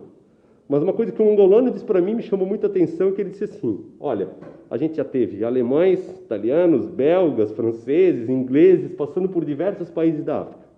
Ninguém fez uma estrada, ninguém fez um porto, ninguém fez um aeroporto direito. Sabe, a infraestrutura desses países é ruim. Se eu quiser montar uma fábrica de calçado em Angola, não vai ter estrada, não vai ter energia elétrica, como é que eu vou montar uma empresa lá? Os chineses estão fazendo pela primeira vez um investimento pesado em infraestrutura. Então, se o Ocidente, eu digo a América, a Europa, vai começar a ser contra os chineses, vai começar a ter preconceito com relação a eles têm para onde crescer. Esses caras aqui não estão nem aí para a questão ideológica que o mundo está passando, anti-China, né? Como eu fiz aqui, acho que eu botei o nacionalismo, anti-China que a gente tem, né? O nacionalismo, não, vou comprar produto agora só fabricado no Brasil. Beleza? No começo dos anos 90, as nossas empresas têxteis aqui do Vale do Itajaí, aquelas que não tiveram o mínimo de polarização de unidades para conseguir trazer produtos da China e terminar eles aqui e tal, muitas delas faliram. Então a gente tem muita dificuldade em ser competitivo. Né? Então esse nacionalismo que está no discurso de muitas pessoas, chega no supermercado, chega numa loja para comprar o produto, eu vou comprar um produto brasileiro, custa 3 vezes mais caro do que o produto chinês. E vamos supor em produtos de mesma qualidade. Porque dizer que produto chinês é de baixa qualidade. A maior parte das coisas de altíssima qualidade que a gente compra hoje são feitas onde? São feitas na China. Eles fabricam coisa porcaria porque a gente quer porcaria. Se a gente quer coisa boa, eles também fazem. Né? Então, muita gente só lembra da calculadorinha de 99 e acha que isso é o que a China faz. Tá? E aí eu tenho até um termo, que eu fiz um artigo, coloquei no meu blog, sobre neoglobalização. A gente passou os últimos 50 anos falando em globalização da economia e dos hábitos e da cultura, e agora a gente vê um discurso muito severamente contra isso. A gente tem muito dos americanos no nosso modo de se vestir, no que a gente come, né? no nosso dia a dia. Né? E a gente agora começa a ter aquele negócio, não, eu tenho que me fechar, eu tenho que viver só com o que tem dentro do meu país, porque os outros países são perigosos, eles querem ganhar dinheiro em cima da gente. Então está surgindo um pensamento diferente, que eu posso chamar de neoglobalização. Né? Eu acho que não existe uma outra globalização para acontecer, o mundo está globalizado e deu. Né? Não existe mais fronteiras para vírus, né? Isso é nítido. Né? Você pode fazer muro, né? Só que daí chega pelo aeroporto, chega pelo ar, dá para acontecer um monte de coisa. E essa discussão dá para ir bem longe em pressupostos filosóficos, sociológicos. Então, voltando para Wuhan aqui. Né? Então, Wuhan foi o primeiro epicentro da pandemia. Né? Wuhan foi identificado como o epicentro ali por dezembro, em janeiro já estava todo mundo sabendo. Então a China ela tem essa parte leste aqui do país muito mais populosa, até onde que está mais ou menos Wuhan. Aqui dessa região de Wuhan para oeste, você tem o Planalto do Tibete e você tem o deserto de Gobi aqui, que vai para a Mongólia, um lugar pouquíssimo ocupado, né? Baixíssima densidade demográfica. E Wuhan é um lugar, um centro econômico, financeiro muito importante. Indústria de ótica, eletrônica, fabricação de automóveis, ferro, aço, aquela indústria de base, né, para conseguir suprir as necessidades do litoral, é muito forte nessa parte central da China. Né? Então, a maior parte das pessoas que visitam a China, sai daqui, um empresário, para fechar um negócio na China, normalmente o cara vai para Cantão, Shenzhen, que é a cidade que eu falei antes, Xangai e Pequim. É isso que as pessoas conhecem da China. Não tenho a menor ideia, eu nem sabia que existia Wuhan, sinceramente, antes de aparecer a pandemia.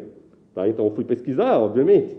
E aqui a gente tem indústria de novos materiais, proteção ambiental, mas chama atenção o setor farmacêutico. Sim, boa parte dos laboratórios biotecnológicos da China estão ali. E é por isso que muita gente desconfia que possa ter saído do laboratório. Não sou eu que vou julgar se isso aconteceu, se não aconteceu. Acho que tem pessoas muito mais especializadas do que eu para saber de onde pode ter surgido isso, né?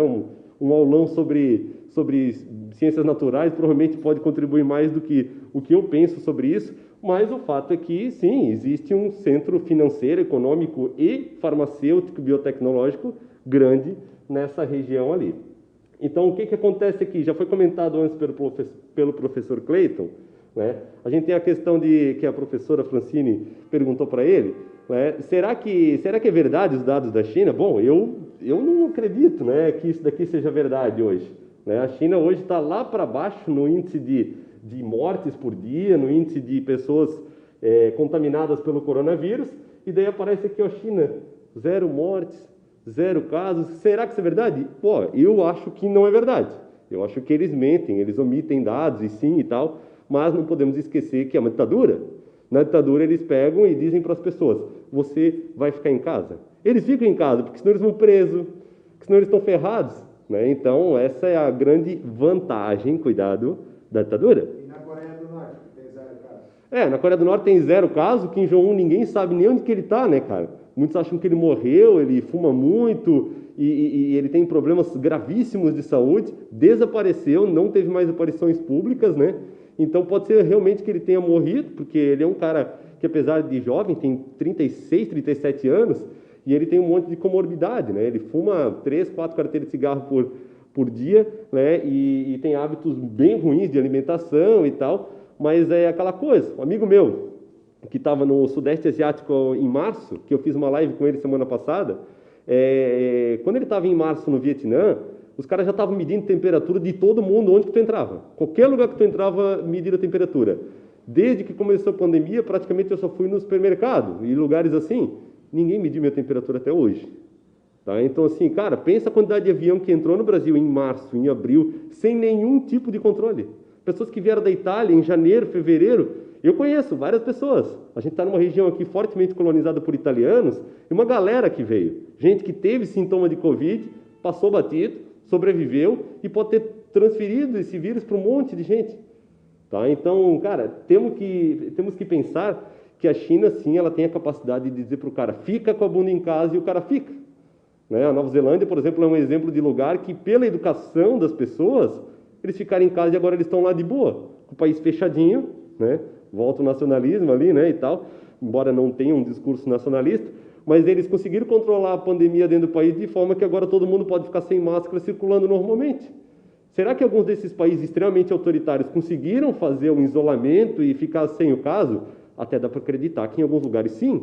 Se você fechar tudo realmente, dá até para acreditar. Mas que a China mente aí, se a gente pensar Xangai, Pequim, outros lugares que têm entrada e saída de pessoas, acho muito difícil que esses dados nessa dimensão aqui sejam verdadeiros.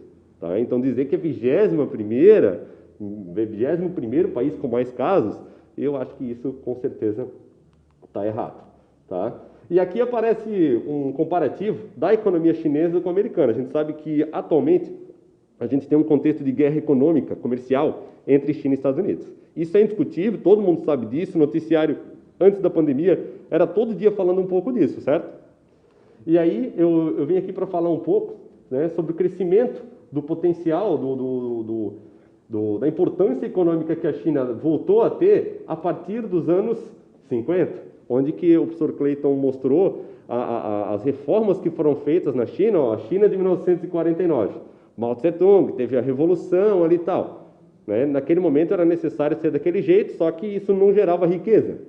A partir dos anos 70, 80, 90, com as zonas econômicas especiais e o capitalismo entrando dentro do país, a economia foi crescendo, ganhando importância, e no futuro bem próximo, esse PIB, que era de 14 trilhões de dólares, comparado com os Estados Unidos, pode ficar cada vez mais próximo e até mesmo ultrapassar. E aí vem um slide aqui que eu vou falar um pouco sobre o American Factory, né?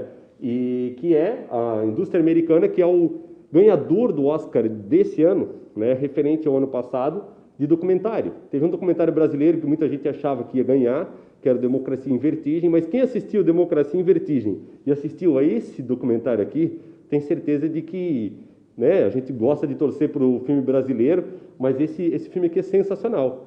Né? Para quem não sabe, eu não quero dar o spoiler total do filme, mas é um documentário mostrando uma história real. Durante a crise econômica ali, 2009, 10, 11, nos Estados Unidos, uma empresa chinesa se instala nos Estados Unidos.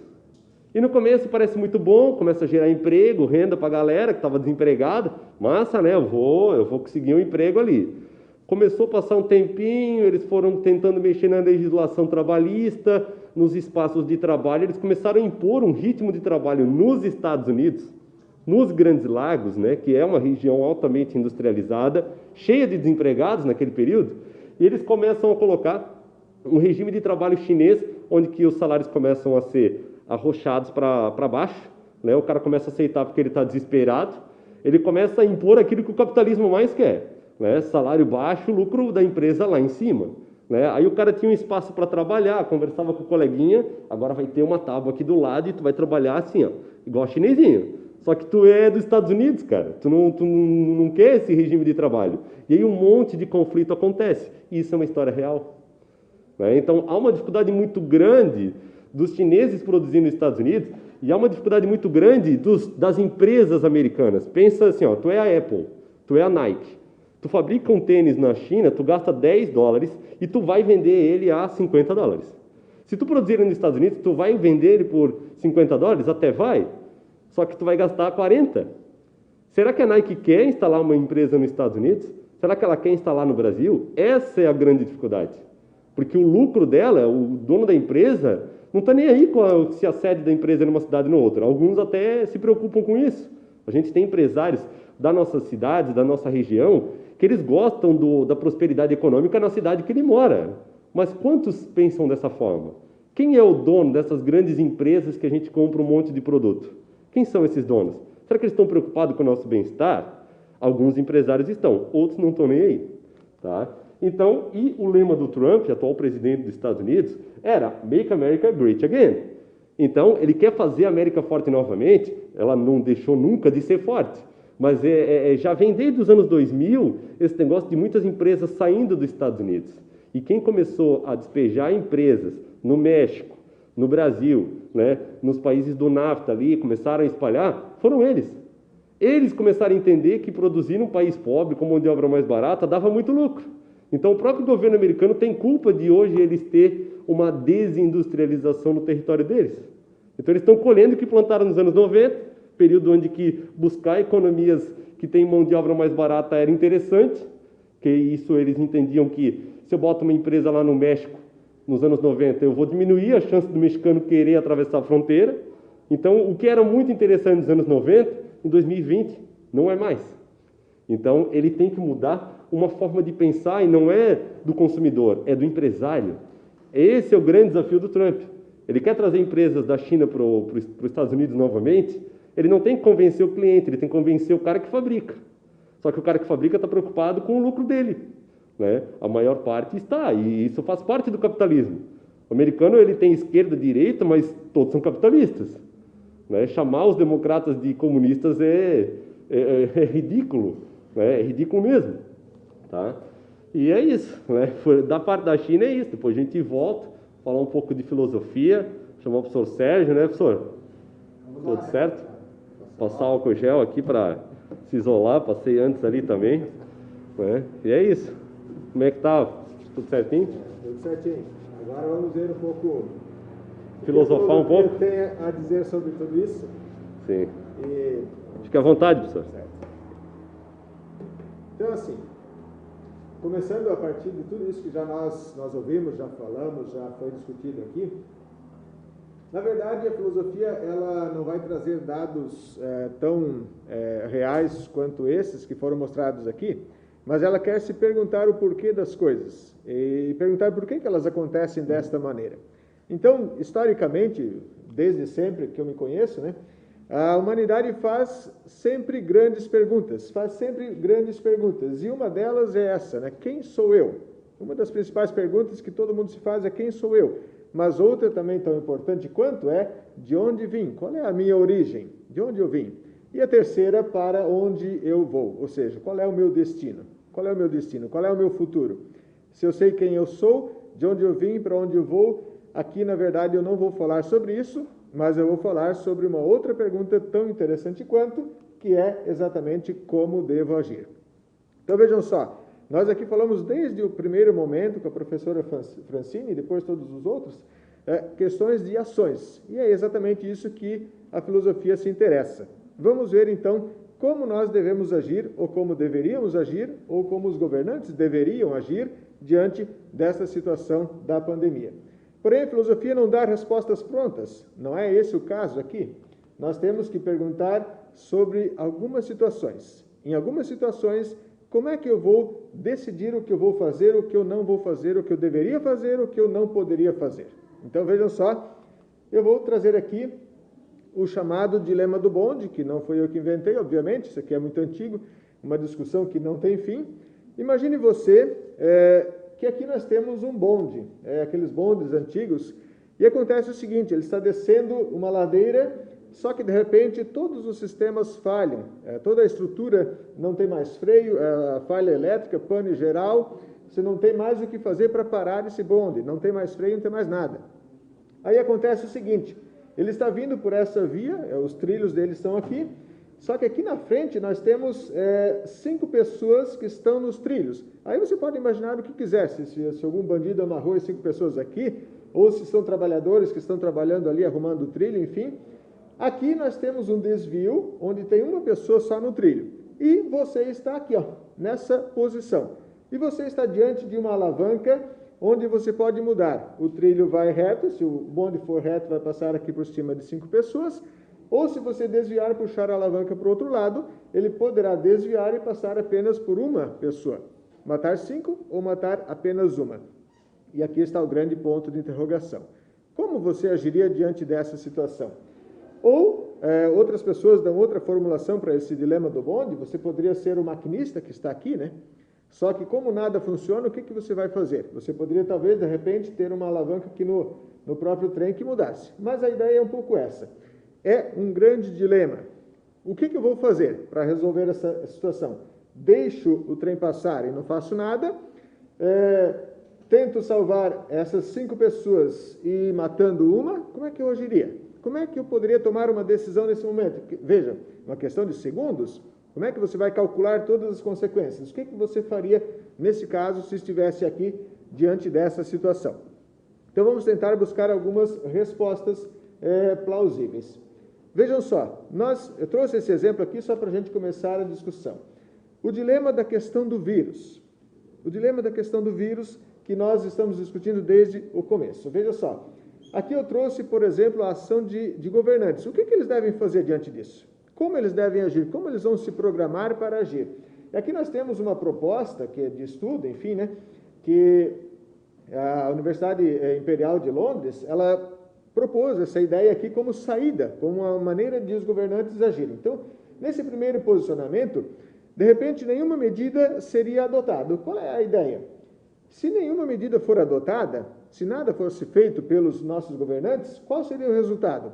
Um grande colapso dos sistemas de saúde, ou seja, milhões de mortes. Por quê? Todo mundo começa a ficar doente, uma porcentagem fica doente, outra não, aqueles têm os assintomáticos, mas aqueles que ficam doentes, eles precisam do sistema de saúde. Só que tanta gente ao mesmo tempo, o sistema de saúde não comporta tudo isso, sem contar outros tipos de doenças. Então o que acontece? Esse sistema de saúde vai entrar em colapso e muitas milhões de pessoas poderiam morrer se nada fosse feito, né, numa primeiro posicionamento. Porém, nós teríamos um segundo modelo de posicionamento para que os governantes pudessem agir. Usar o chamado isolamento social. Aqui no Brasil, a maioria das cidades fez isso, né? No começo lá da pandemia, em março, então, decretou-se o isolamento social. Só que isso não pode durar para sempre, por quê? Se durasse para sempre, o que aconteceria? Teríamos aí um colapso no sistema produtivo e, consequentemente, a questão da miséria e da fome. Se ninguém mais trabalhar no mundo, como é que a gente vai sobreviver? Se não tivesse ninguém trabalhando nesse momento, nós não poderíamos transmitir aqui para você estar nos acompanhando. Não teria alguém cuidando da energia, cuidando do sistema de internet, enfim, da manutenção de tudo. Não seria possível fazer isso. Não teria nem como você estar nos assistindo, se não tivesse todo mundo trabalhando nesse momento, mesmo no sábado de manhã. Olha só o que acontece. Então, se eu não faço nada, é o colapso do sistema de saúde. Se eu faço isolamento social total, o que vai acontecer? Temos um colapso no sistema produtivo e, consequentemente, a miséria e a fome, porque se ninguém mais produz, não temos mais comida, não temos mais nada. Aí nós temos, continuando o dilema do vírus, nós temos também uma outra proposta, que é a proposta pelos estudiosos da Universidade de Oxford, da ação dos governantes. O que eles deveriam fazer? Uma terceira proposta, um terceiro posicionamento aparece por aqui. Eles notaram que 1 em cada 1.000 pessoas infectadas chega, de fato, a manifestar alguma enfermidade. A taxa de mortalidade entre 1% e 3%. É mais ou menos o que nós temos aqui em Santa Catarina. 1,7%, mais ou menos, está por aí. Só que, nesse caso aqui, o sistema de saúde funcionando, as pessoas doentes graves sendo atendidas, mesmo assim, tem essa porcentagem de pessoas mortas. Então, o que eles propuseram nesse sentido? O isolamento e medidas de proteção para o grupo de risco. Nós vimos aqui no início, toda a explicação sobre a questão do grupo de idosos, quem é que faz parte, como é que funciona. E então, teremos que fazer esse isolamento do grupo de risco e deixar os outros trabalharem, porque se os outros não trabalharem, então a economia entra em colapso. Então, veja só, então se trabalha com porcentagens da população para que possa ter uma ação mais funcional. Aí tem uma outra questão. Poderíamos chegar ao fim do isolamento para os demais, nesse sentido, Para quê? Para que essas pessoas também, tendo mais resistência, maior imunidade, fossem talvez até contaminadas com o vírus, só que não morressem. Alguns morreriam. Mas a ideia seria, então, criar imunidade. Assim como nós bem sabemos, nós temos o vírus da gripe há muitos e muitos anos, tem uma certa porcentagem de pessoas que morrem por conta das consequências, e a maioria não, a maioria sobrevive porque o próprio corpo, o organismo, cria a sua defesa. Então, cria-se um sistema de imunidade. Vejam só. O resultado, nós teríamos essa passagem da pandemia sem consequências drásticas para a economia. Então, vejam só, são ações mistas que são trabalhadas para tentar amenizar as consequências. Não resolver por completo. Talvez nunca seja resolvido por completo, mas estão amenizando as consequências. Para a questão da economia, as pessoas conseguem sobreviver, ainda que com muitas dificuldades, mas nós temos um atendimento às pessoas que estão doentes, que estão precisando desse atendimento, e também é produzido a questão dos materiais de consumo para os remédios, enfim, para os hospitais, e não há fim desse sentido. Aí nós vamos para frente, aqui são alguns posicionamentos, vamos ver aqui mais algumas questões a partir do dilema filosófico. Como a filosofia faz o quê? Ela tenta fundamentar as nossas ações. Ela tenta fundamentar as nossas ações. Como eu devo agir? Como eu devo fazer? Porque a pergunta sempre é feita. Como a gente deve agir? Aí nós temos aqui duas teorias filosóficas que eu trouxe, porque não dá para falar de todas, Teria outras também, mas as mais interessantes são essas. E para você que está se preparando aí para os vestibulares, para o Enem, para qualquer tipo de concurso, essas duas teorias sempre caem nos exames. Sempre, porque elas são fundamentais. Vejam só, nós temos aqui a teoria utilitarista e a teoria kantiana. São maneiras de fundamentar a nossa ação, são maneiras de fundamentar a ação moral do ser humano, ok? Então, vou tentar explicar cada uma delas para a gente depois tirar as nossas conclusões. Vamos ver aqui como é que isso vai funcionar. Essa figura belíssima aqui, que está aparecendo, é uma das figuras que praticamente fundou a questão que nós chamamos de teoria utilitarista. Chama-se Jeremy Bentham, ele é um filósofo inglês do século XVIII, e ele fundamentou então a questão do utilitarismo. Por que chamado de utilitarismo? Porque em vista daquilo que é útil, que é prático, que me interessa. Então, é basicamente uma filosofia consequencialista, porque eu estou interessado não exatamente na minha ação, mas na reação que ela vai causar, ou seja, nas consequências desta minha ação. Então, vamos tentar entender um pouquinho como é que funciona essa história. Primeiramente, um ato ou um procedimento, ele vai ser moralmente correto se se produzir mais felicidade que sofrimento para os membros de uma comunidade. Ou seja, é pautado pelo seguinte, é aquele processo de prazer versus dor.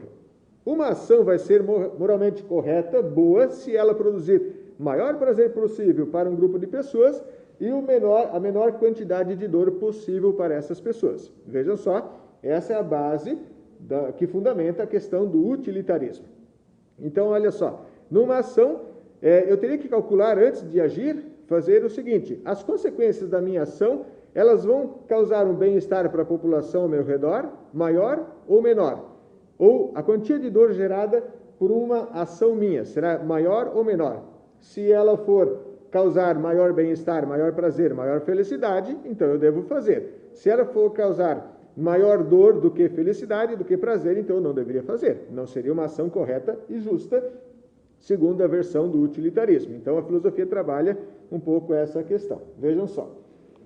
Aqui nós temos também algumas limitações para essa teoria chamada de utilitarismo. Eu trouxe aqui um exemplo muito prático, por exemplo, a situação lá da Roma Antiga, né, os gladiadores do anfiteatro romano, ou tiveram vários anfiteatros, né, especialmente aqui o Coliseu, que seria o maior e mais interessante deles.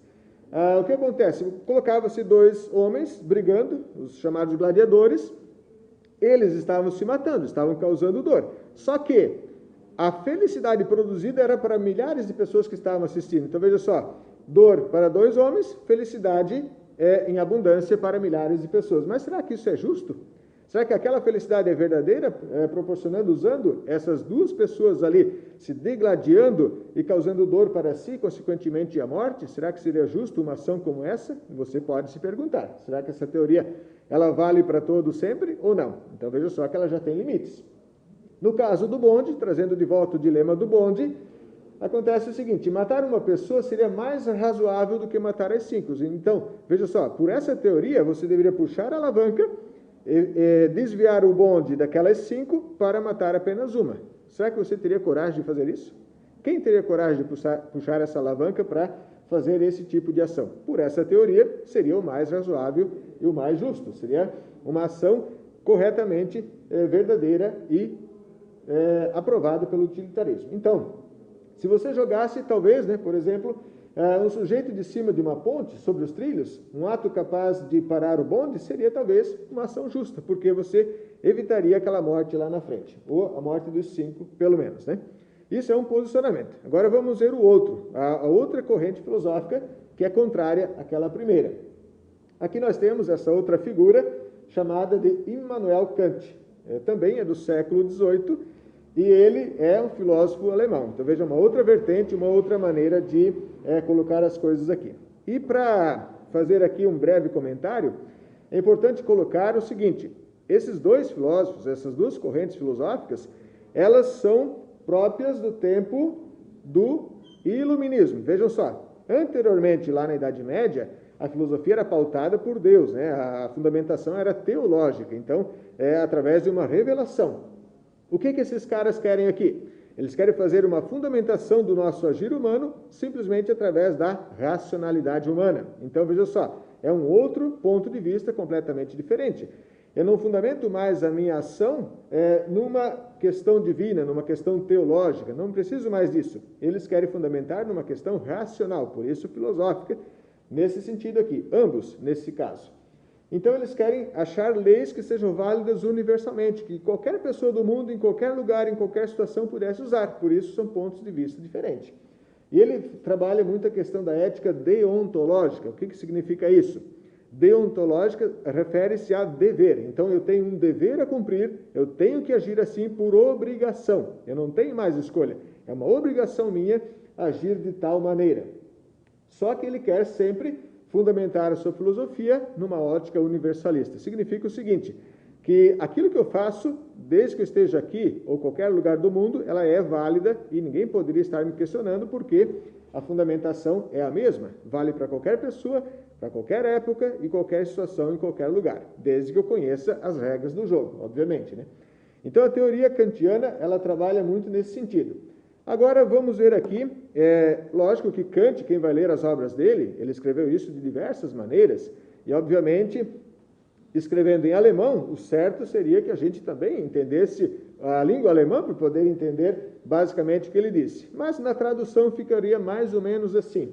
Aqui são 3 versões diferentes da mesma coisa, que é a regra de atividade que Kant elaborou. Veja só, veja se você consegue compreender o que ele acaba de dizer aqui. Ó. Haja como se a máxima da tua ação devesse tornar-se, através da tua vontade, uma lei universal. Por isso que eu disse que é uma ética universalista, para que todas as pessoas tenham a ação da mesma maneira.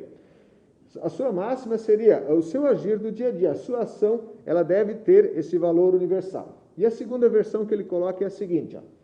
Haja de tal forma que uses a humanidade, tanto na tua pessoa, como na pessoa de qualquer outro, sempre e ao mesmo tempo como fim e nunca simplesmente como meio. Isso aqui é fundamental, isso aqui é show. Quer dizer o seguinte, uma pessoa ela tem valor em si, é a sua dignidade que nós estamos falando aqui. Ela nunca poderá ser usada como meio ou instrumento para qualquer outra coisa. Vejam só, isso aqui é fundamental, gente.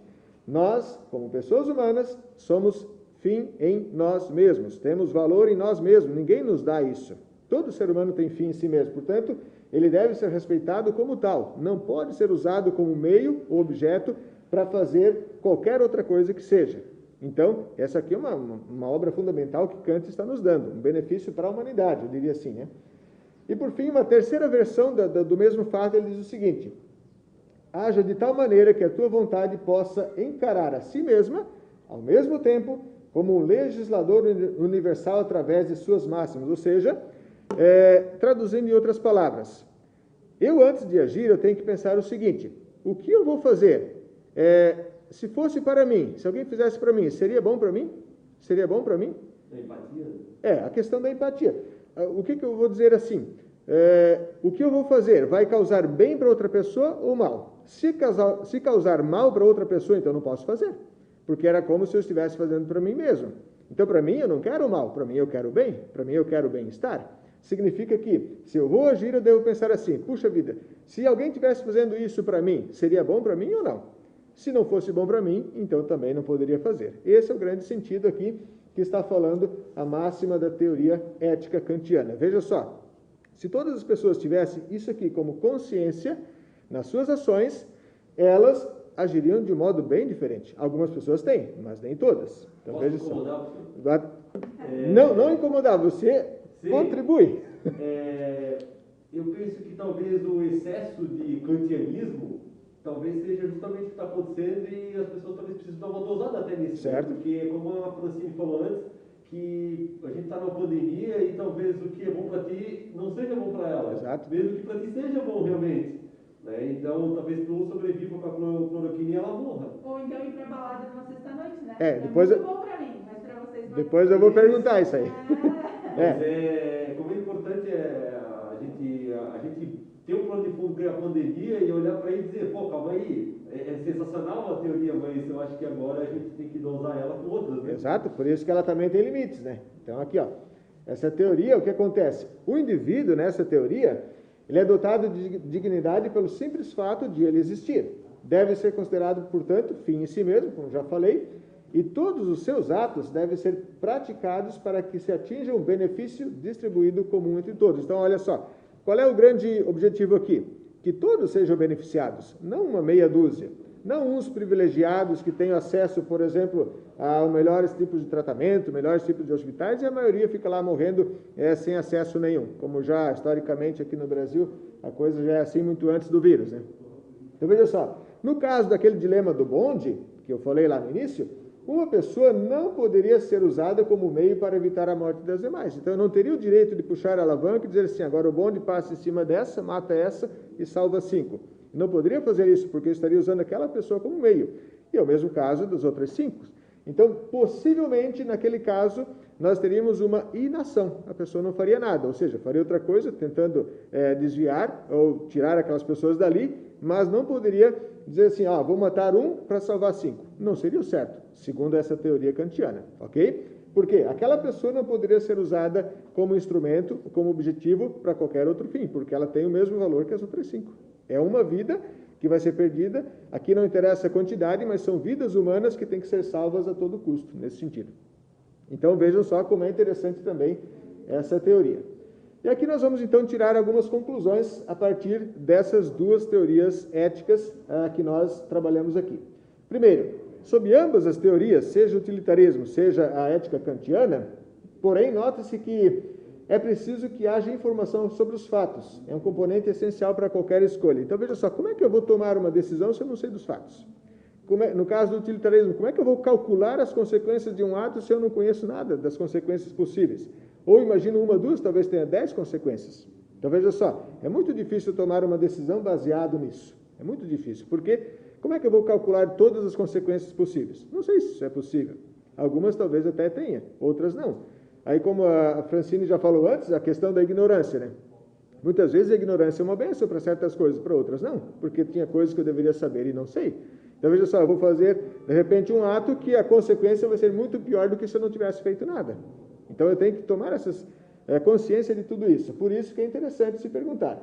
Naquele caso lá do maquinista, trazendo essa questão, como é que ele vai tomar a decisão? Do maquinista, de quem está ali fora, com o poder de puxar alavancas? Muitas vezes seria uma inação, ou seja, eu não faria nada porque eu não sei, se eu fizer eu posso piorar a situação.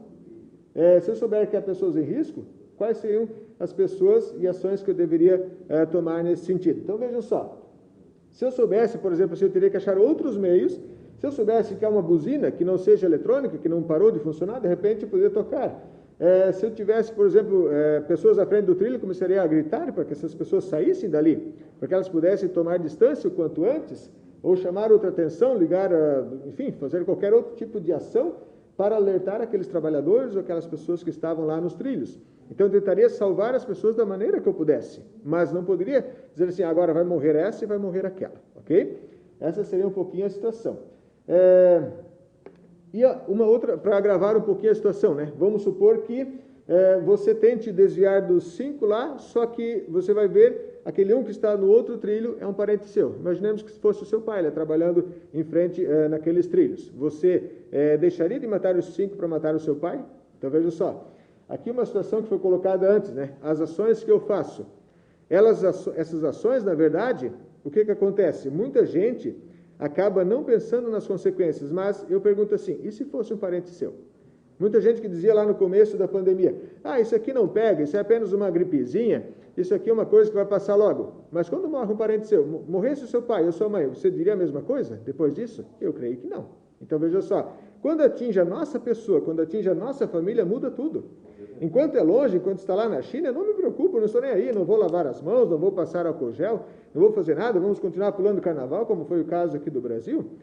Mas porque estava lá longe, parecia que estava, talvez já estivesse aqui, né? Ninguém sabe. No dia do carnaval, no dia de carnaval, terça-feira de carnaval, foi a primeira confirmação de caso. Então, vejam só, talvez já estava aqui muito antes, só que a gente não sabia, né? Mas estava longe. Em novembro, né, cara? Diz que já estava ali presente, só que a gente não sabia, não tinha noção ainda. Então, vejam só, vamos continuar fazendo festa porque a coisa está lá longe, porque não matou nenhum parente meu. Agora, a partir do momento que chegou perto de mim, começa a atingir os meus familiares, opa, a situação aí muda. Aí é outra situação que eu tenho que enfrentar. Então, as minhas ações vão mudar por quê? Porque me atingiu. Enquanto está longe matando outras pessoas, eu não estou nem aí. A maioria das pessoas pensa assim. Agora, quando chegou na minha vida, atingiu a minha família, aí a coisa muda. Ô, professor, eu posso te perguntar uma coisa sobre o dilema do bonde e as conclusões? O fato de eu ter a informação, por exemplo, de saber que eu não devo ficar na linha do trem ajudaria? É o seguinte, ali é uma questão que a suposição é que os trabalhadores estavam mantendo o trem, a linha do trem. E se o bonde funcionasse, ele não chegaria a matá-los porque teria que parar antes, né? Vamos dizer assim, né?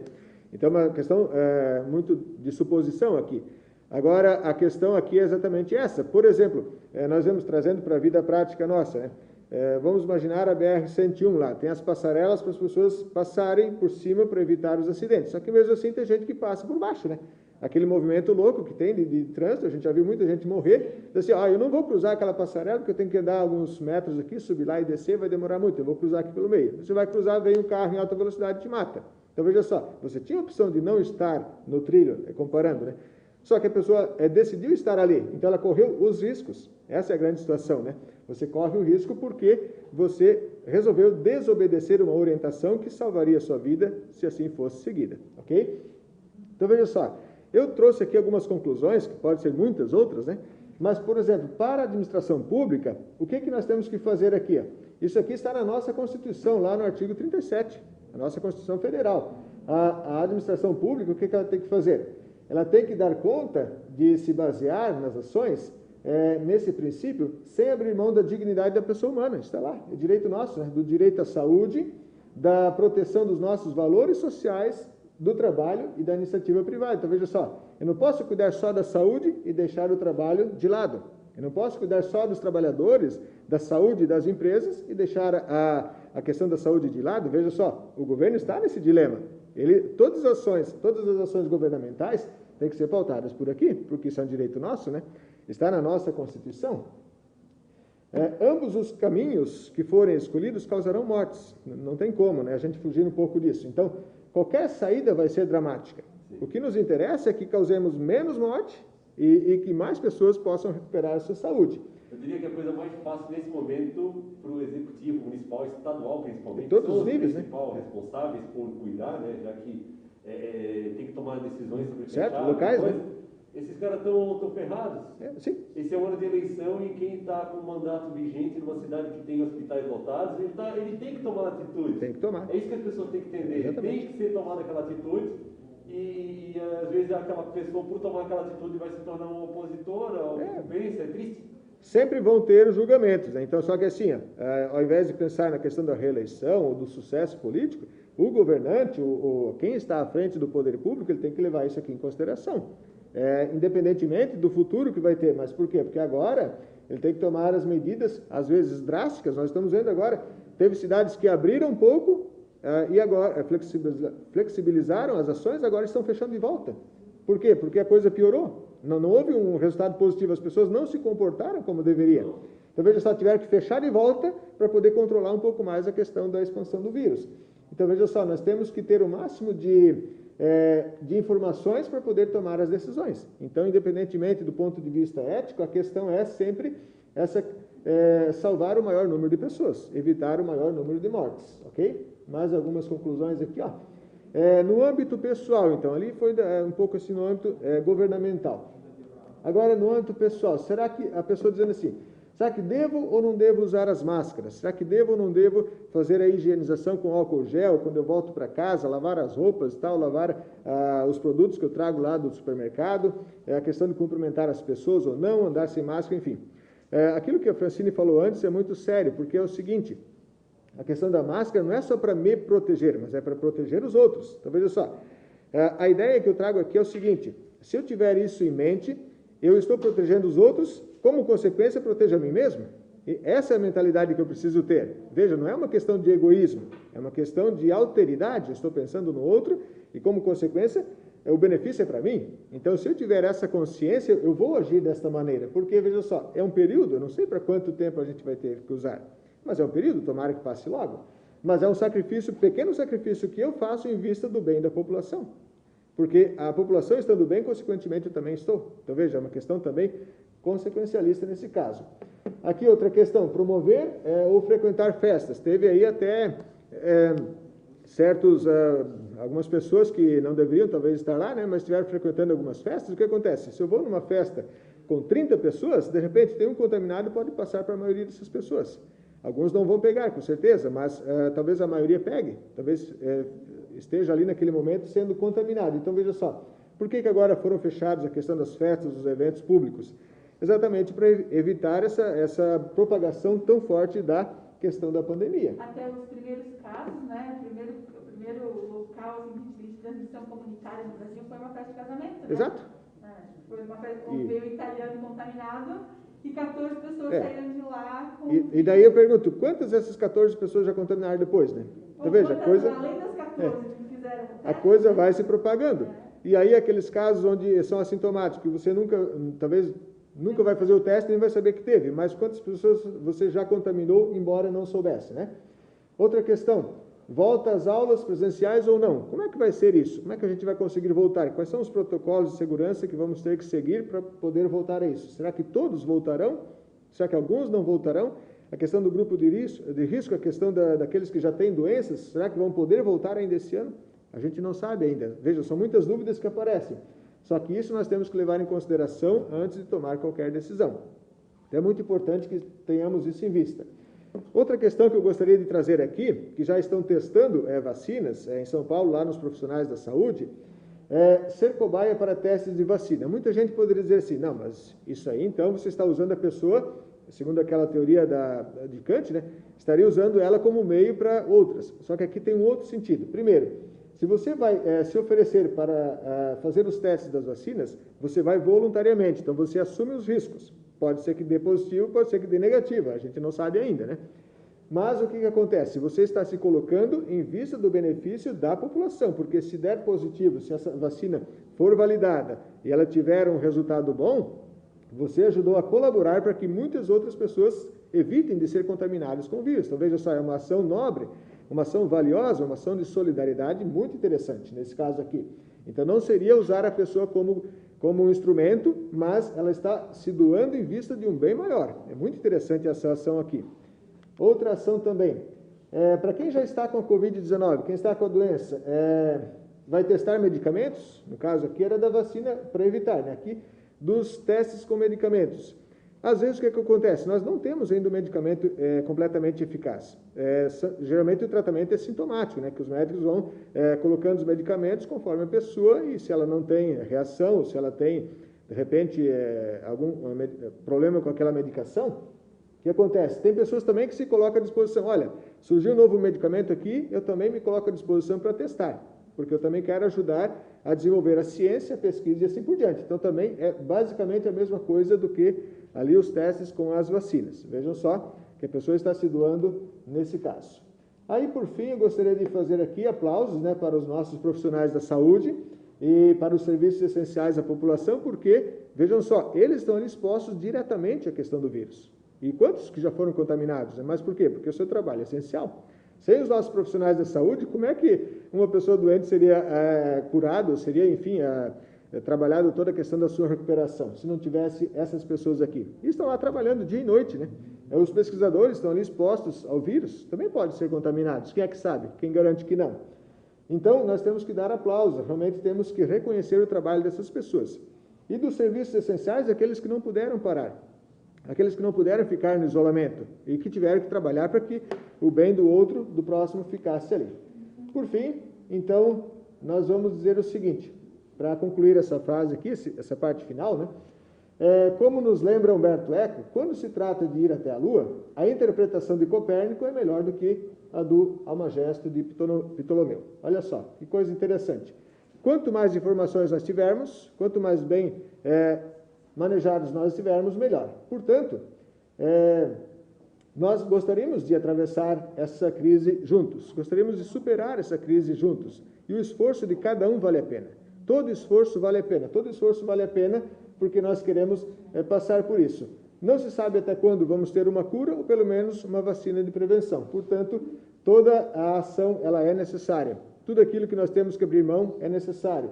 Tudo isso é necessário para que a gente vá trabalhando. E até lá, evite passear por trilhos, né? Evite passear por trilhos e fique em casa se puder, ok? Então, veja só, um pouquinho da contribuição da filosofia para essa questão da pandemia. Então, agora, não sei se vamos fazer alguma interação aqui ou como é que vamos dar continuidade. Dizer, não, venham meninas, venham meninas. Respeitando a distância. E a gente está de mascarazinha. Eu muito queria dizer que eu sinto muita falta do auditório lotado. O que vocês acham? Com certeza. Né? Com certeza. Nosso auditório lotado em Regi. Vamos. Queria também falar de uns comentários aqui, agradecer a Maitê, do Colégio Salesiano de Itajaí. Verdade. Agradecer a Joana Hart, nossa aluna da primeira série aqui do Dom Bosco, Rio do Sul, né? E a todo mundo que participou, meus alunos de outras escolas que eu já vi que assistem também. Então, sensacional que está sendo promovido aqui pela rede. E agradecer o pessoal que estava ali, então. É isso. E é isso, fiquem em casa. Fiquem em casa, não passem pelos trilhos, né? Evitem as baladas de sexta-feira à noite. Escutou, Ângelo? Isso é muito sério. Estamos com muitas saudades de todos vocês. Saudades de vocês. Demais. Na escola a gente a gente matou um pouquinho a saudade. Eu estava 3 meses sem dar uma aula numa escola, né? Então, Sim. Saudade do café da escola. Se vocês tiverem dúvidas, vão para o chat agora. A Ileia está ali para a gente responder. A gente fica tudo junto aqui. A gente matou saudade do café da escola. Depois também vai ser postado, acho que vai ficar disponível. E quem quiser fazer algum comentário, a gente vai ficar de olho ali para responder qualquer questionamento, né? A nossa diretora está mandando parabéns para vocês, tá? A Zuleide está... Beijo, Zu, melhoras. Obrigado. A Maitê também, lá do Salesiano de Itajaí, mandando um abraço para vocês. Foi muito massa. Vamos lá, deixa eu ver. O que mais? Temos a Júlia, a Vilagrana, a Laura. Nossa. Renan também, né? Nosso coordenador, o Alessandro. Muito bom, muito bom. Nós ficamos muito felizes da presença de vocês aqui. E o próximo Esquenta Terceirão é do quê, Regi? Matemática! Semana que vem. É a galera do Salesiano de Itajaí que vai fazer, é isso? Então tá, semana que vem vocês vão ter a presença dos professores de Itajaí com a matemática e a gente vai assistir para aprender também, né? Com certeza. Certo? Obrigada, Valeu, gente. então. Valeu. Bom final de semana. Cuide-se.